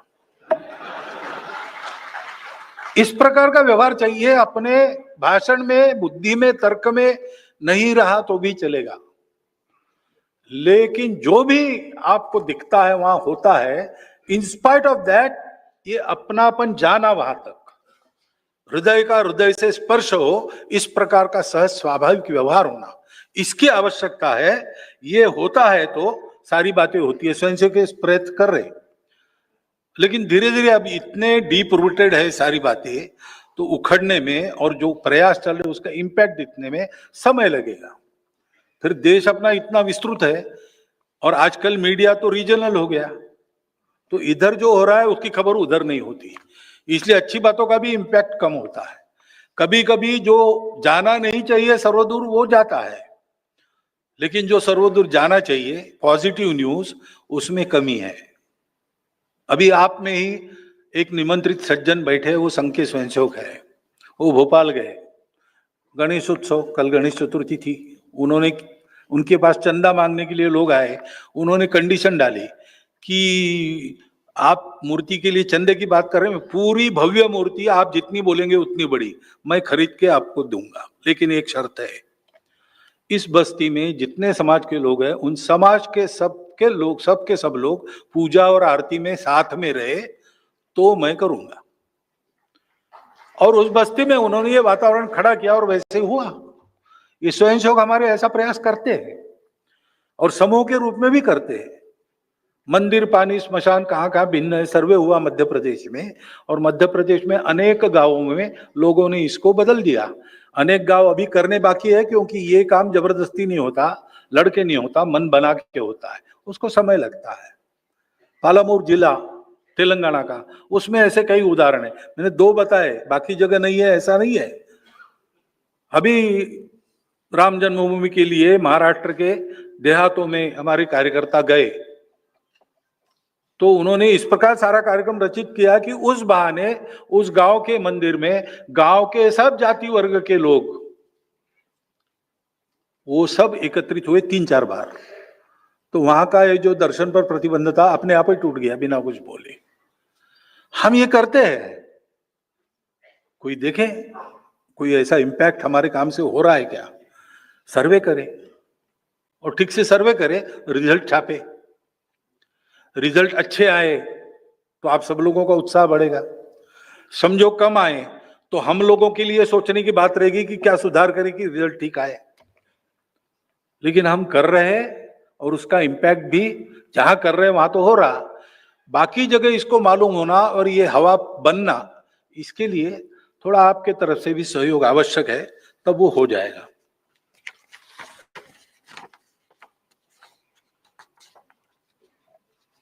समरसता विषय पे भाग 2 मैं आपके समक्ष रखता हूं। क्या आरक्षण जातिवाद को बढ़ाता है या समरसता में बाधक है? इस विषय पर संघ का क्या विचार है? आपने कहा कि हम भिन्न होकर भी एक हैं, हिंदू हैं, लेकिन जब निम्न वर्ग की स्त्री के साथ शीलभंग होता है तो संघ की ओर से संतोषजनक विरोध क्यों नहीं दिखाई देता? भारतीय समाज में एक वर्ग ने सदियों से समाज में सफाई बनाने का कार्य किया, फिर भी आज वे बदहाल हैं। उनके प्रतिनिधित्व के लिए संघ क्या प्रयास करेगा? There are references of caste division in Manusmriti and Vedas. Please express your views on this. संघ के 100 वर्षों के सघन जागृति कार्यक्रम करने के उपरांत भी समाज में जातिगत समीकरण प्रमुख होते जा रहे हैं। इससे हमें कब मुक्ति मिलेगी?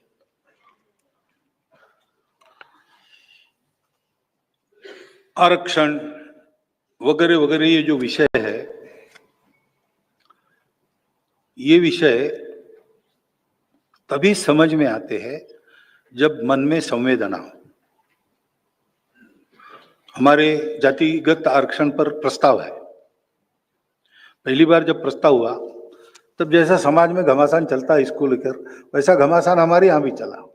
यानी घमासान मारपीट नहीं, लेकिन दो परस्पर एकदम सिरे से अलग विरोधी मत और उनका विवाद।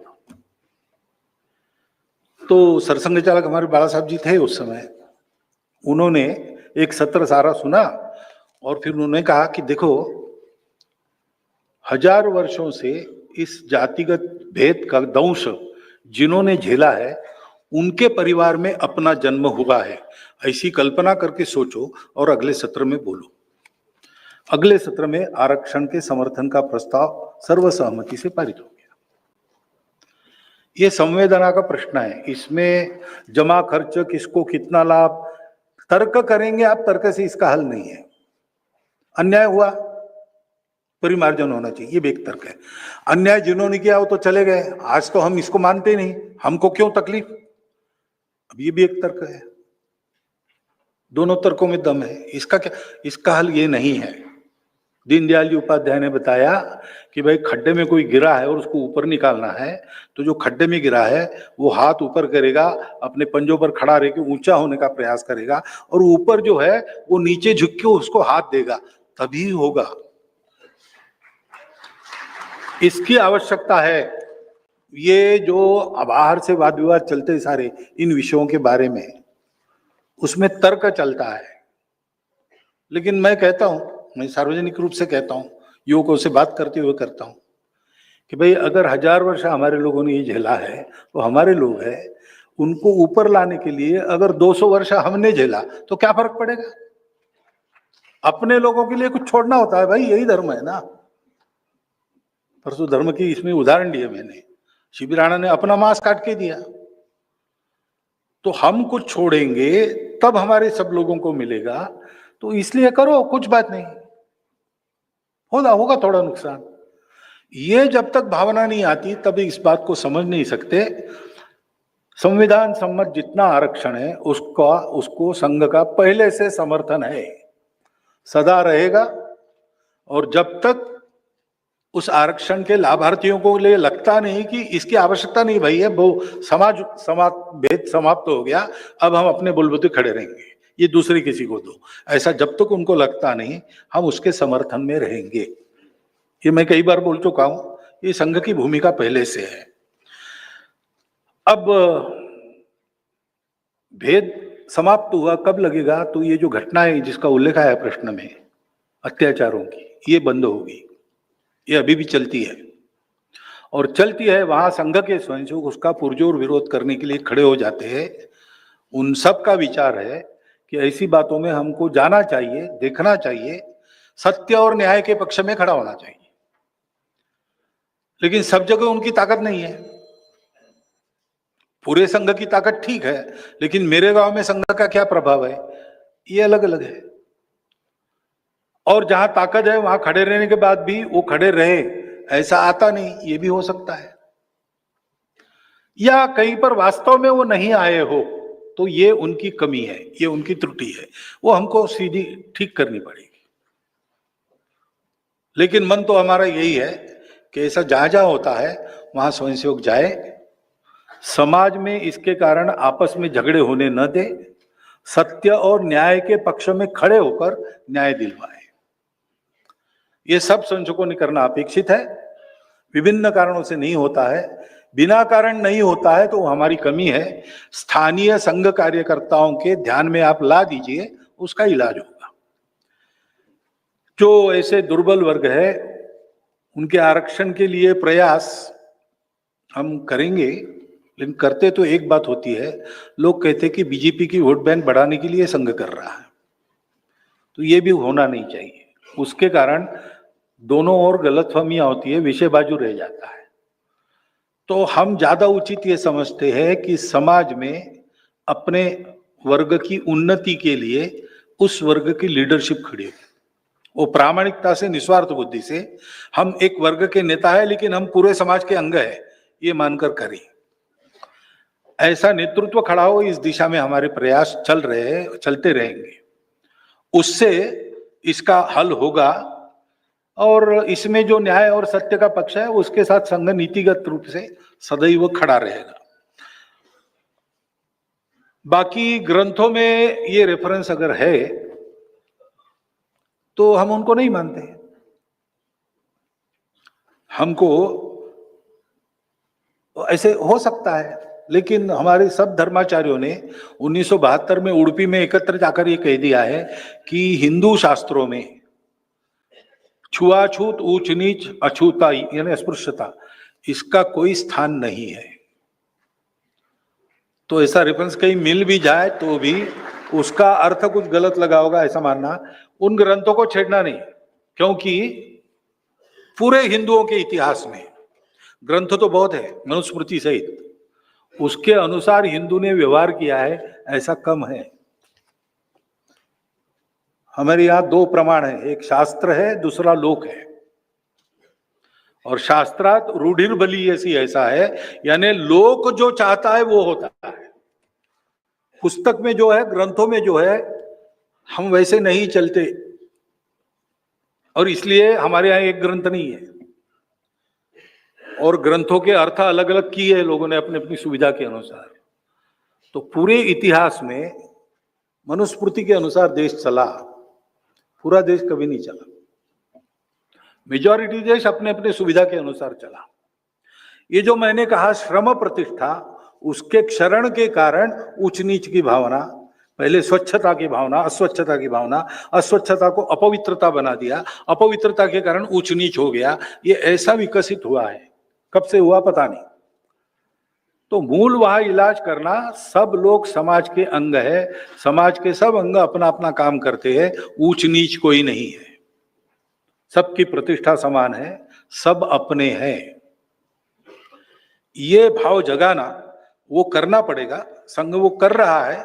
ग्रंथों का इसमें बहुत संबंध नहीं है, ग्रंथ हमेशा, स्मृतियां तो बदलती है समय के अनुसार, वो नई स्मृति की आवश्यकता है। हमारे धर्माचार्य लोग सब विचार करें और सभी भारतीय समाज के वर्ग, पंथ, उपपंथ, जाति, उपजाति सबको समाविष्ट कर सकने वाली, उनके लिए व्यावहारिक आचरण सिखाने वाली एक नई स्मृति उत्पन्न करे, ऐसा हमको लगता है। अब ये जागृति का कार्यक्रम है, जातिगत समीकरण राजनीतिक दृष्टि से प्रमुख होते जा रहे हैं। वो दृष्टि जाएगी तो क्या करना? तो सद्भावना बैठक की बात मैंने कल बताई। जाति बिरादरी के प्रमुख बैठते रहेंगे और 3 बातों का विचार करेंगे तो ये राजनीति चले अपने जगह, लेकिन समाज में दो फाड़ नहीं होंगे, समाज में विभाजन नहीं होगा, वो होना चाहिए।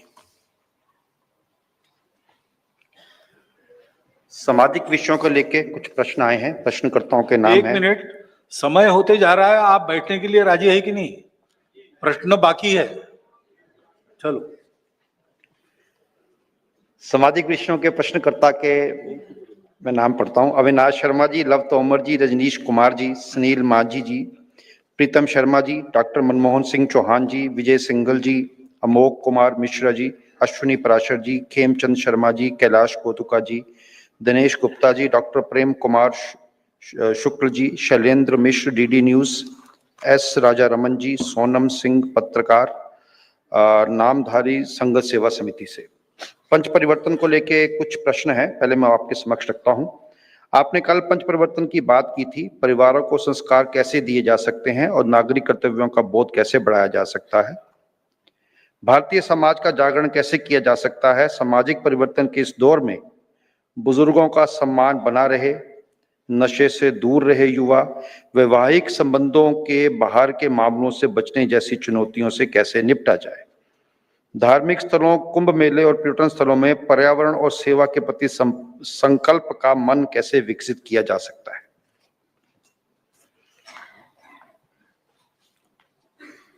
तो अभी एक उदाहरण देता हूं मेले पर्यटन स्थलों के बारे में। एक आह्वान हमारे पर्यावरण गतिविधि ने किया, थाली थैला। तो उसको बहुत बड़ा प्रतिसाद सारे देश से मिला और वहां भी सब अखाड़ों ने उसको स्वीकार कर लिया। अब ये ऐसा क्यों हुआ? तो जिन्होंने आह्वान किया उनकी क्रेडिबिलिटी थी और उनका सुझाव बिल्कुल व्यावहारिक और जो सबके मन में है समस्या उसका उपाय देने वाला था। उन्होंने तुरंत स्वीकार कर लिया।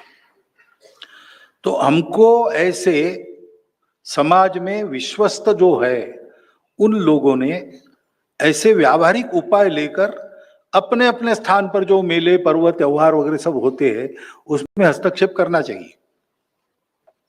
जैसे भी महाराष्ट्र में गणेश उत्सव बड़े पैमाने पर चल रहा है, तो वहां विश्व हिंदू परिषद वगैरह ये लोग उनको एकत्रित करके कुछ राष्ट्र देश संस्कृति संस्कार इसके बारे में कार्यक्रम करने को कहते। वो नहीं करते तो केवल डीजे बजते रहता है, 2 बार आरती होती है और प्रसाद खाने को लोग आते हैं। लेकिन कुछ भाषणमाला, कुछ स्पर्धाएं, कुछ ऐसे लोगों की गुणवत्ता और समझदारी बढ़ाने वाले कार्यक्रम हो, ऐसा इंटरवेंशन हम अपने अपने जगह पर कर सकते, वो करना चाहिए। बाकी परिवारों को संस्कार, इसके बारे में विस्तृत मैंने कल बोला है और इस कार्यक्रम की शायद पुस्तिका भी करेंगे, तो वो आपके पास पहुंच जाएगी तो आपको उत्तर मिल जाएगा। और इसके पहले को कुछ भाषण वगैरह भी आप देख लेंगे, बाहर किताबों का स्टॉल होगा तो वहाँ एक भाषणों की पुस्तक भी है, तो वो देखेंगे तो आपको ये सब बातें मिल जाएगी उसमें। अभी समय बचाने के लिए मैं नागरिक कर्तव्यों को बोध के बारे में बताता हूँ, वो उदाहरण से बनता है। जानकारी होनी चाहिए नागरिक कर्तव्य क्या है। मैं तो कहता हूं कि अपने संविधान का प्रियम्बल, नागरिक कर्तव्य, नागरिक अधिकार और मार्गदर्शक तत्व, ये 4 चैप्टर संविधान के मिडिल स्कूल में 5वीं से पढ़ानी चाहिए। सब छात्रों को उसकी जानकारी होनी चाहिए और हमने भी उसकी जानकारी करते हुए उन कर्तव्यों का पालन करना चाहिए, तो नई पीढ़ी सीखेगी। और ये करना चाहिए। जागरण ऐसे ही होता है, उदाहरण और आत्मीयता। आत्मीयता मीडियम बनती है यहां का विचार वहां जाने के लिए, यहां का नहीं, यहां का विचार वहां जाने के लिए। हृदय से हृदय का विचार, और जो बोलने वाला है उसके करने में चाहिए। और इतना ज्यादा नहीं चाहिए कि आदमी को डर लगे करते समय, इतना दिखना चाहिए हो बहुत, लेकिन अलौकिक नहीं होना है। लोगों से 5 कदम आगे रखकर ये बात करनी है, तो धीरे धीरे ये सारी बातें ठीक हो जाती है।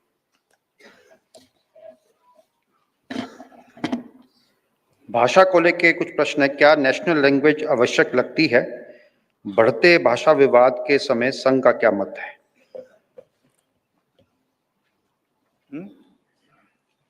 भाग 2 रह गया क्या? आर्टिफिशियल इंटेलिजेंस को लेके संघ का क्या विचार है? ठीक है, युवाओं को राष्ट्र धर्म बताया ना, ठीक। तो अब सब काम संघ ने ही करने चाहिए ऐसा नहीं है, आप भी कर सकते हैं, करना चाहिए।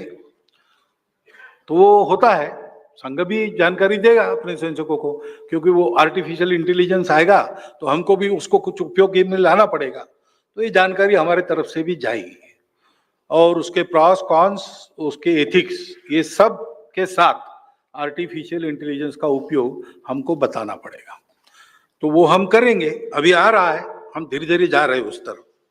और हमारा सारा कार्यक्रम युवाओं को राष्ट्र और धर्म से जोड़ने के लिए ही करता है।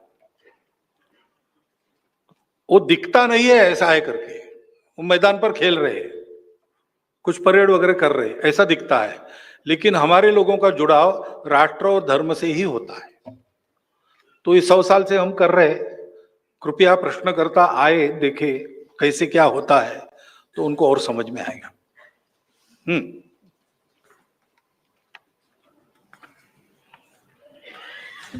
भारत में जन्मे पंथ और मत को लेके कुछ प्रश्न है। प्रश्न करता है, हाँ, नेशनल लैंग्वेज वाला रहेगा अंतिम। नहीं पढ़ा, मैंने पढ़ा है, 1 मिनट जी। नेशनल लैंग्वेज है, भारत की सब भाषाएं नेशनल लैंग्वेजेस है जिनका उगम भारत में है। एक नेशनल और बाकी क्या है, ये सभी नेशनल लैंग्वेजेस है। इस राष्ट्र के घटक जो जो भाषा बोलते हैं वो राष्ट्रभाषा है। एक व्यवहार भाषा चाहिए, ये पक्का है आपस में बात करने के लिए, और वो विदेशी नहीं चाहिए, क्योंकि हमारे भाव विदेशी भाषा में प्रकट नहीं होते।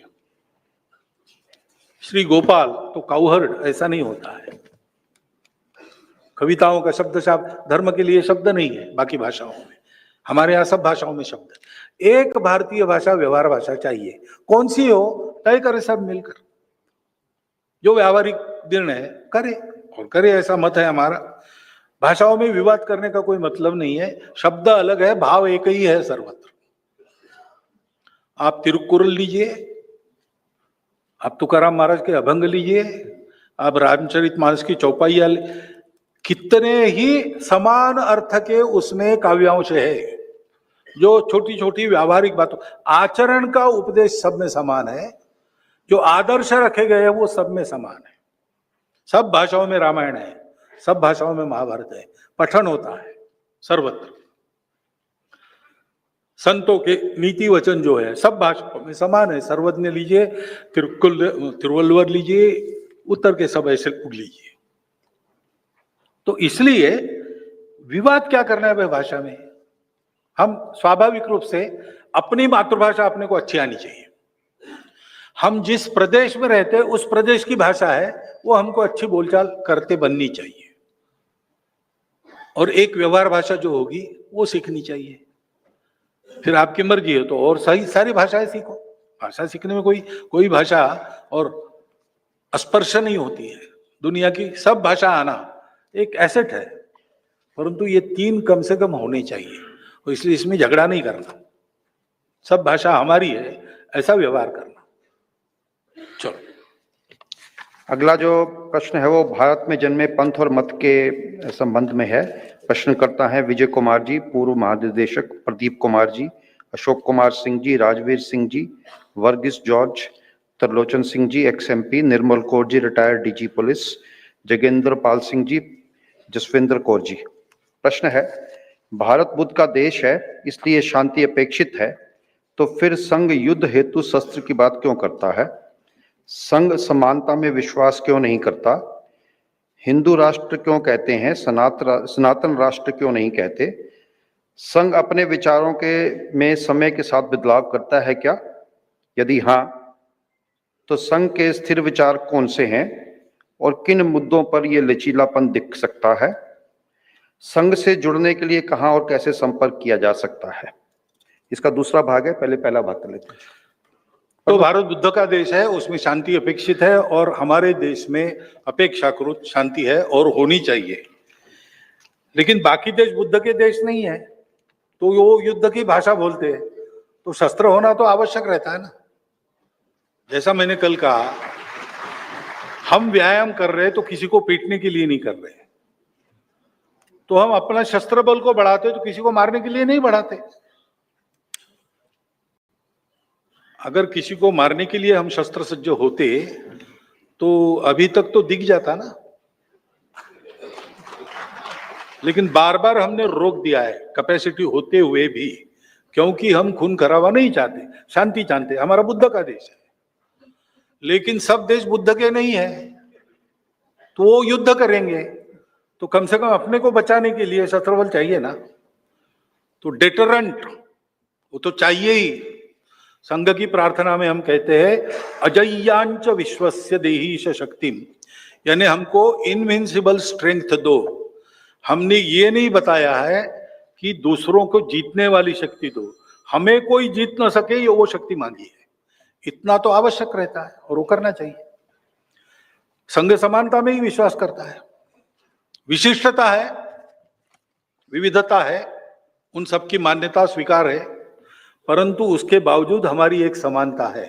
इसी के आधार पर हिंदुत्व है, इसी के आधार पर संघ है, इसलिए समानता में विश्वास हम करते हैं। और सनातन राष्ट्र कहने से कंफ्यूज होते हैं लोग, हिंदू राष्ट्र कहने से समझ में आता है तुरंत सबको, ये हमारा अनुभव है, इसलिए इसका उत्तर दिया है मैंने। हम उस शब्द का प्रयोग करते हैं। हाँ, विचारों के समय के साथ बदलाव करते हैं। स्थिर विचार हमारे तीन है, व्यक्ति निर्माण से समाज के आचरण में परिवर्तन संभव है, तो हमने करके दिखाया है। दूसरा, समाज को संगठित करो, बाकी सब परिवर्तन अपने आप होते हैं, उल्टा नहीं होता। घोड़े के पीछे गाड़ी होती, गाड़ी के पीछे घोड़ा नहीं होता। पहले समाज बदलना पड़ता है तो व्यवस्थाएं सारी ठीक हो जाती है, क्योंकि चलाने वाले लोग समाज से ही जाते हैं और समाज के वातावरण के दबाव में ही ये सब होता है। उसको करो। और तीसरा विचार, हिंदुस्तान हिंदू राष्ट्र है। इन तीन बातों को छोड़कर संघ में सब बदल सकता है, तो बाकी सब बातों में लचीलापन है हमारे यहां, बस। दूसरा बात, Under Article 25 of the Indian Constitution, scheduled castes are granted access to temples. Why then are Sikhs, Buddhists and Jains included within this provision? संघ राष्ट्र निर्माण, चरित्र निर्माण और धर्म रक्षा का कार्य करता है, जैसे सिख गुरुओं ने किया। शाखा शारीरिक चरित्र बल और दल भावना सिखाती है, जैसे सिख गुरुओं ने गदका के माध्यम से किया। संघ और सिख परंपरा की इन समानताओं को समाज में स्पष्ट रूप से क्यों नहीं चित्रित किया जा रहा है? हिंदू और सिखों के बीच बढ़ती दूरी को कम करने के लिए क्या संघ सिख विद्वानों के साथ बैठक आयोजित करेगा? अंतिम, सिख धर्म और अन्य पंथों के साथ मतभेद दूर करने हेतु क्या संघ अपने वरिष्ठ सेवकों और सिख बुद्धिजीवियों व जन साधारण के बीच निरंतर संवाद बढ़ाएगा? क्या सिख त्योहारों में संघ की उपस्थिति इस दिशा में सकारात्मक कदम साबित हो सकती है?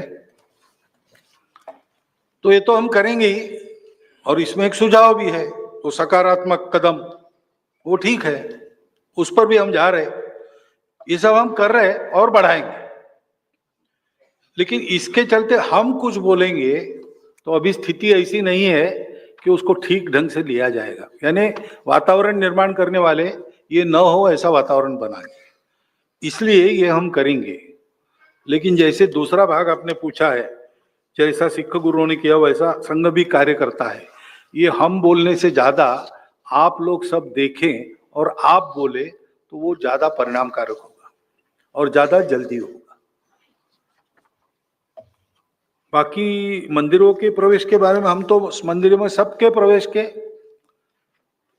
मत के है, तो हम तो चाहते सबका मंदिर एक हो हिंदुओं का। आपका मतलब सिख्स, बुद्धिस्ट, जैन्स इंक्लूडेड, उनके ऊपर ये क्यों लागू किया, ऐसा है क्या?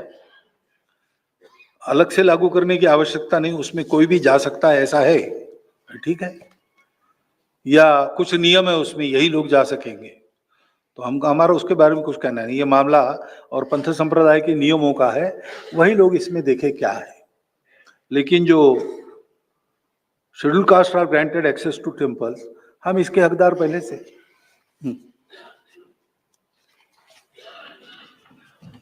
शिक्षा को लेकर कुछ और प्रश्न हैं। प्रश्न करता है नितिशा यादव जी, पंडित राम कुमार शर्मा जी, डॉक्टर राजगोपाल एस जी, संजीव नंदा जी, कपिल प्यासी जी, अनूप कुमार त्रिवेदी जी, विकास गौर जी, हरपाल सिंह जी, विनोद किंकर साहित्यकार हैं, संदीप ठाकुर जी, कमल घनशाला जी, संजय शर्मा इंडिया न्यूज से हैं, रजनी खेदवाल जी, संजीव नंदा जी, कुंवर शेखर विजेंद्र जी, राकेश कुमार जी, आशीष रंजन प्रसाद जी, डॉक्टर मार्कंडे आहूजा जी एवं प्रेम कुमार शुक्ल जी। शिक्षा स्वास्थ्य सुविधाएं सर्वदूर मिलें, सस्ती मिलें, आवश्यक वैसे ही धर्म ज्ञान और मूल्यवान मिलें, ऐसा कैसे हो सकता है? क्या शिक्षा प्रणाली में सुधार की आवश्यकता लगती है? बाकी दोनों प्रश्न जो है पहले कवर हो गए, टेक्नोलॉजी वाला है और युवाओं वाला है, तो ये दो प्रश्न हैं जी। तो इस सभी प्रश्नों का उत्तर लगभग पहले प्रश्न के उत्तर में आ गया है। टेक्नोलॉजी में भाषा कैसे विकास करे, तो वो नई टेक्नोलॉजी में भाषा विकास करने वालों के पास आपको जाना पड़ेगा। यहाँ अशोक चक्रधर जी कल थे, तो उन्होंने उनका अनुभव, वो आर्टिफिशियल इंटेलिजेंस में भाषा का काम करते हैं, तो उन्होंने कहा कि हम आर्टिफिशियल इंटेलिजेंस बालक जैसा है, उसको सिखाना पड़ता है।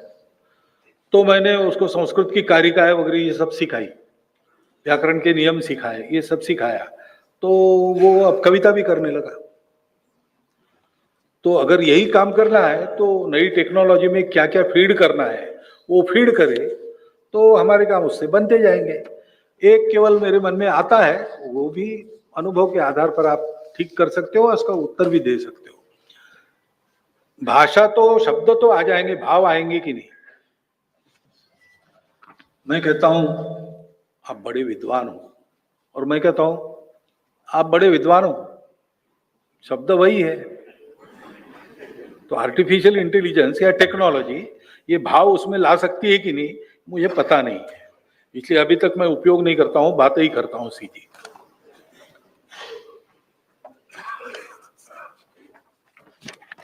संघ को समझने की जिज्ञासा स्वाभाविक है।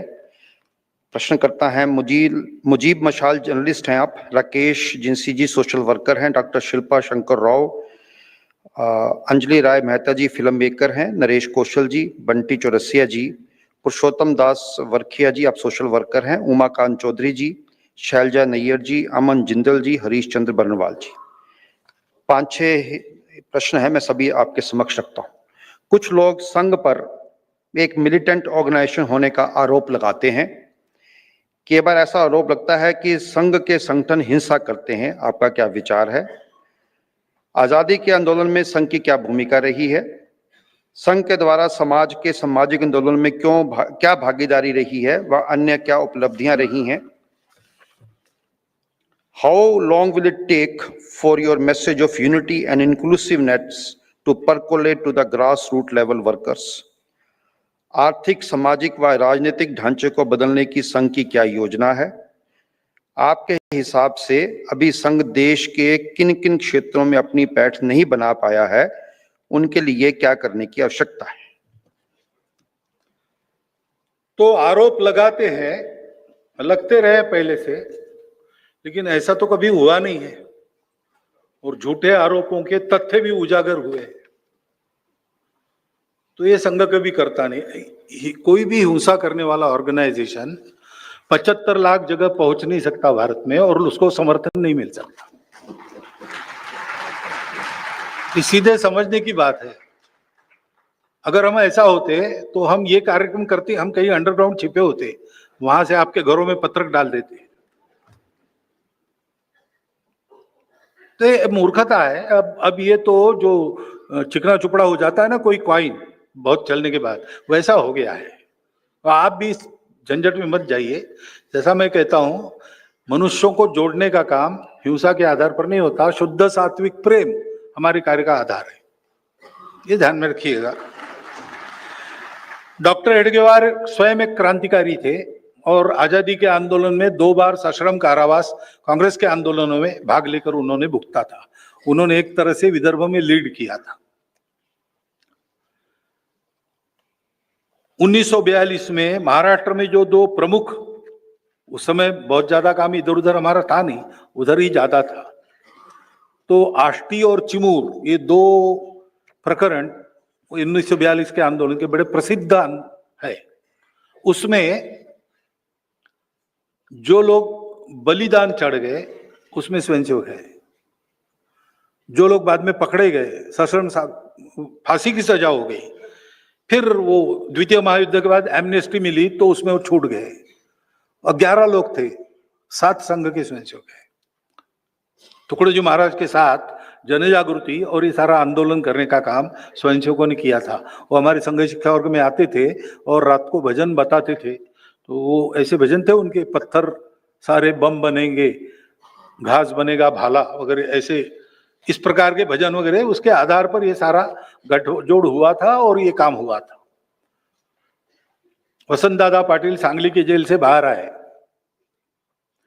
पुलिस पहरा बड़ा कड़ा था सर्वत्र, तो जंगल के रास्ते उनको, वो रियासत थी पटवर्धन की रियासत, उसके बाहर पहुंचाना, ट्रेन में बिठा देना, ये काम हमारी प्रांत संघ चालक जी के योजना से एक पड़सा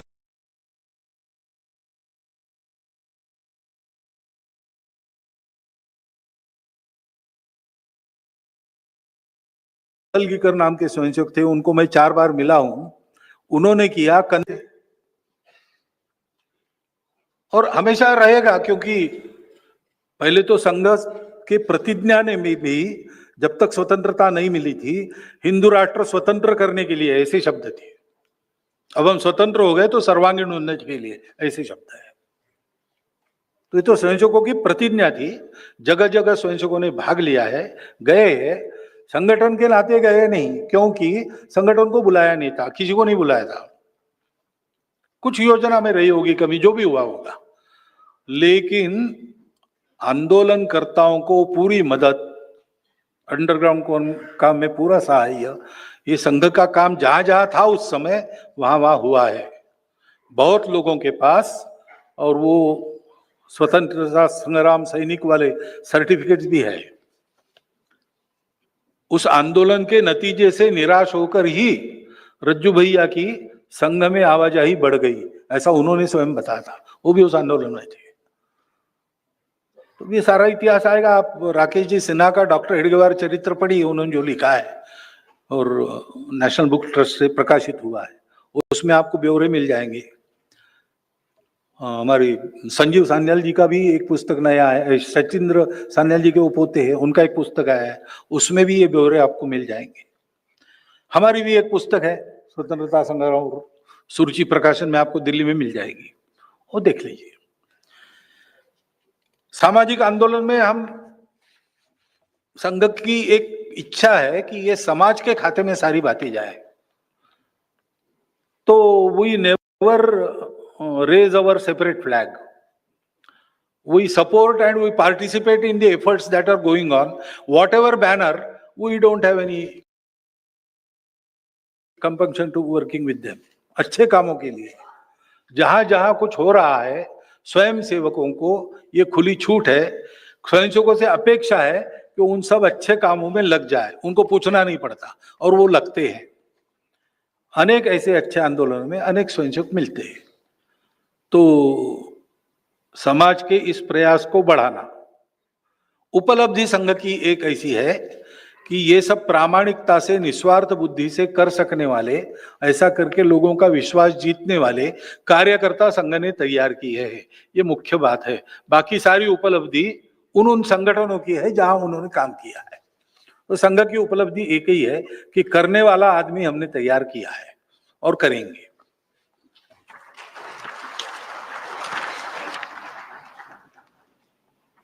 हाउ लॉन्ग इट विल, दिखा था तो I don't know how long it will take. You will have to go to a astrologer to ask that, but as long as it will take, we are going to work. Unless we finish our job, we are not going to rest. That I can assure you. और संघ की योजना नहीं होती, संघ शाखा चलाता है, स्वयंसेवक तैयार करता है। स्वयंसेवकों की योजना होती है। आर्थिक, सामाजिक, राजनीतिक सब क्षेत्रों में संघ के एक या एक से अधिक संगठन काम कर रहे हैं, उनके द्वारा धीरे धीरे व्यवस्था परिवर्तन हो रहा है। जैसा मैंने बताया, मजदूर संघ ने मजदूर क्षेत्र का एक नया दर्शन दिया है, जिसकी चर्चा आज इंटरनेशनल लेबर ऑर्गेनाइजेशन में भी हो रही है। तो ये ढांचा बदलने की ही प्रक्रिया रहती है। तो ऐसे मॉडल्स उस क्षेत्र में खड़ा करना, प्रतिमान खड़ा करना, इसके लिए संगठन काम कर रहे, धीरे धीरे होगा। और अब ऐसे बहुत थोड़े क्षेत्र है जिसमें हम अपनी पैठ नहीं बना पाए, लेकिन हम वो बनाएंगे। सारा शताब्दी का जो एक साल है, उस एक साल में यही हमारे प्रयत्न चलने वाले हैं। और उस साल के बाद हम सब क्षेत्रों में अपना प्रतिनिधित्व लेकर उभरेंगे और अपना काम आगे जारी रखेंगे।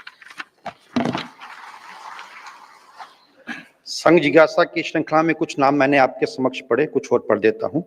विकास Bhadauria ji, Anamitra Sen Gupta ji, senior journalist, doctor SY Qureshi, former chief election commissioner of India, Deepak Chaurasia ji, senior journalist, Mayank Kumar Agarwal ji, Amod Kumar Rai ji, Vivekanand Paranjpe ji, Nirmala Ganapathy ji, senior journalist, Shri Avinash Tiwari ji, senior journalist PTI, Shri Aman Sharma ji, CNN News 18 and Paritoshik जी।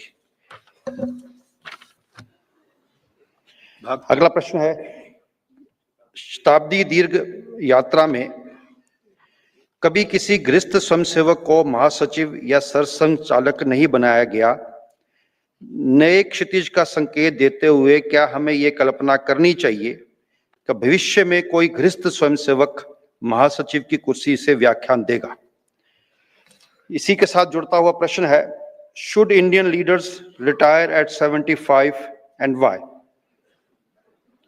क्या संघ को लगता है 75 वर्ष के बाद राजनेताओं को भी पद छोड़ देना चाहिए? Bhagwat ji recently said that once you turn 75 and someone puts a shawl on your shoulder, one should retire. Many think this was a reference to Prime Minister Narendra Modi to retire at 75 years. What are your comments? इसी श्रृंखला में अंतिम है, कुछ समय पूर्व आपने मोरोपंत पिंगले जी के कथन का हवाला देते हुए कहा था कि 75 साल गिरह पर शाल पहनने का मतलब है अब आपकी उम्र आ गई है। क्या आप संन्यास की तरफ इशारा किया गया है? क्या 5 वर्ष के लिए चुने गए व्यक्ति पर भी 75 वर्ष की परंपरा लागू होती है? पूरा भारत, अच्छा वो अलग कर रहे हैं। तो जानकारी आपको थोड़ी कम है। बड़े लंबे समय तक और संघ का सबसे कठिन समय था, उसमें श्रीमान भैया जी दानी जो एक अच्छे किसान थे और भरी पूरी गृहस्थी थी, वो संघ के सरकारवार है। तो ऐसा नहीं है कि गृहस्थ स्वयंसेवक काम नहीं कर सकते या यहाँ आ नहीं सकते, लेकिन यहाँ आने के बाद पूरा समय देना पड़ता है और गृहस्थ को गृहस्थी भी संभालनी होती है। और संघ की अपेक्षा है कि जो भी काम स्वयंसेवक करे, अच्छा करे, तो गृहस्थी भी अच्छी संभाले। तो उनकी स्थिति ऐसी थी कि घर गृहस्थी अच्छी चल रही थी और उसको किसी के हाथ में देकर वो घूम सकते थे, तो वो बने। और आज भी लगभग मैं जितना भाषण दे रहा हूं एक दिन का, उतना देने वाले हमारे अनिल जी तो गृहस्थ ही है ना। हमारे सह संपर्क प्रमुख भारत जी गृहस्थी है। संघ में हम प्रचारक लोग 3500 है और कार्यकर्ता हमारे छोटे बड़े दायित्वों को मिलाकर वो लगभग 5-7 लाख होंगे। We are a hopeless minority, लेकिन हम अवेलेबल है क्योंकि हम पूरा समय गृहस्थी नहीं है, इसलिए ज्यादा कार्यभार हम पर डाला जाता है। आप ये समझिए कि गृहस्थ लोग हमारे सर पर बोझा देकर हमको पीछे चला रहे हैं। मार्केट उनको जाना है, माल हमारे कंधे पर है, तो हम उनके मजदूर हैं। तो ये हमको यहाँ बिठाते, प्रणाम देते, इससे आप संघ बड़ा विचित्र है, अंदर आके ही आप समझ सकते हो उसको। बाकी 75 साल की बात है, तो मोरोपंत जी को मैंने कोट किया, वो बड़े मजाकी आदमी थे। He was so witty that his witticisms made you bounce in your chair or your line, and it was very difficult to maintain the dressing. So once in our program, we all were there, all India Karyakartas, and he completed his 70 years. So our Sarkar Vivash Sheshadri ji, he gave him a shawl and asked him to say something. He was saying, no, there is no need to buy. This shawl also is not needed. But then he stood up and he said, you see, you might be feeling that you have felicitated me, but I know that when this shawl is given, it means that now your age is over. You please sit in a chair calmly and see what happens. ऐसा वो विटिसिज्म है उनका। उनके चरित्र का, his biography was inaugurated in Nagpur in English, and I was speaking there. I cited how witty he was. 3 or 4 incidences I told there. And Nagpur people have also seen him very closely, so they were enjoying it. I never said that I will retire or someone should retire.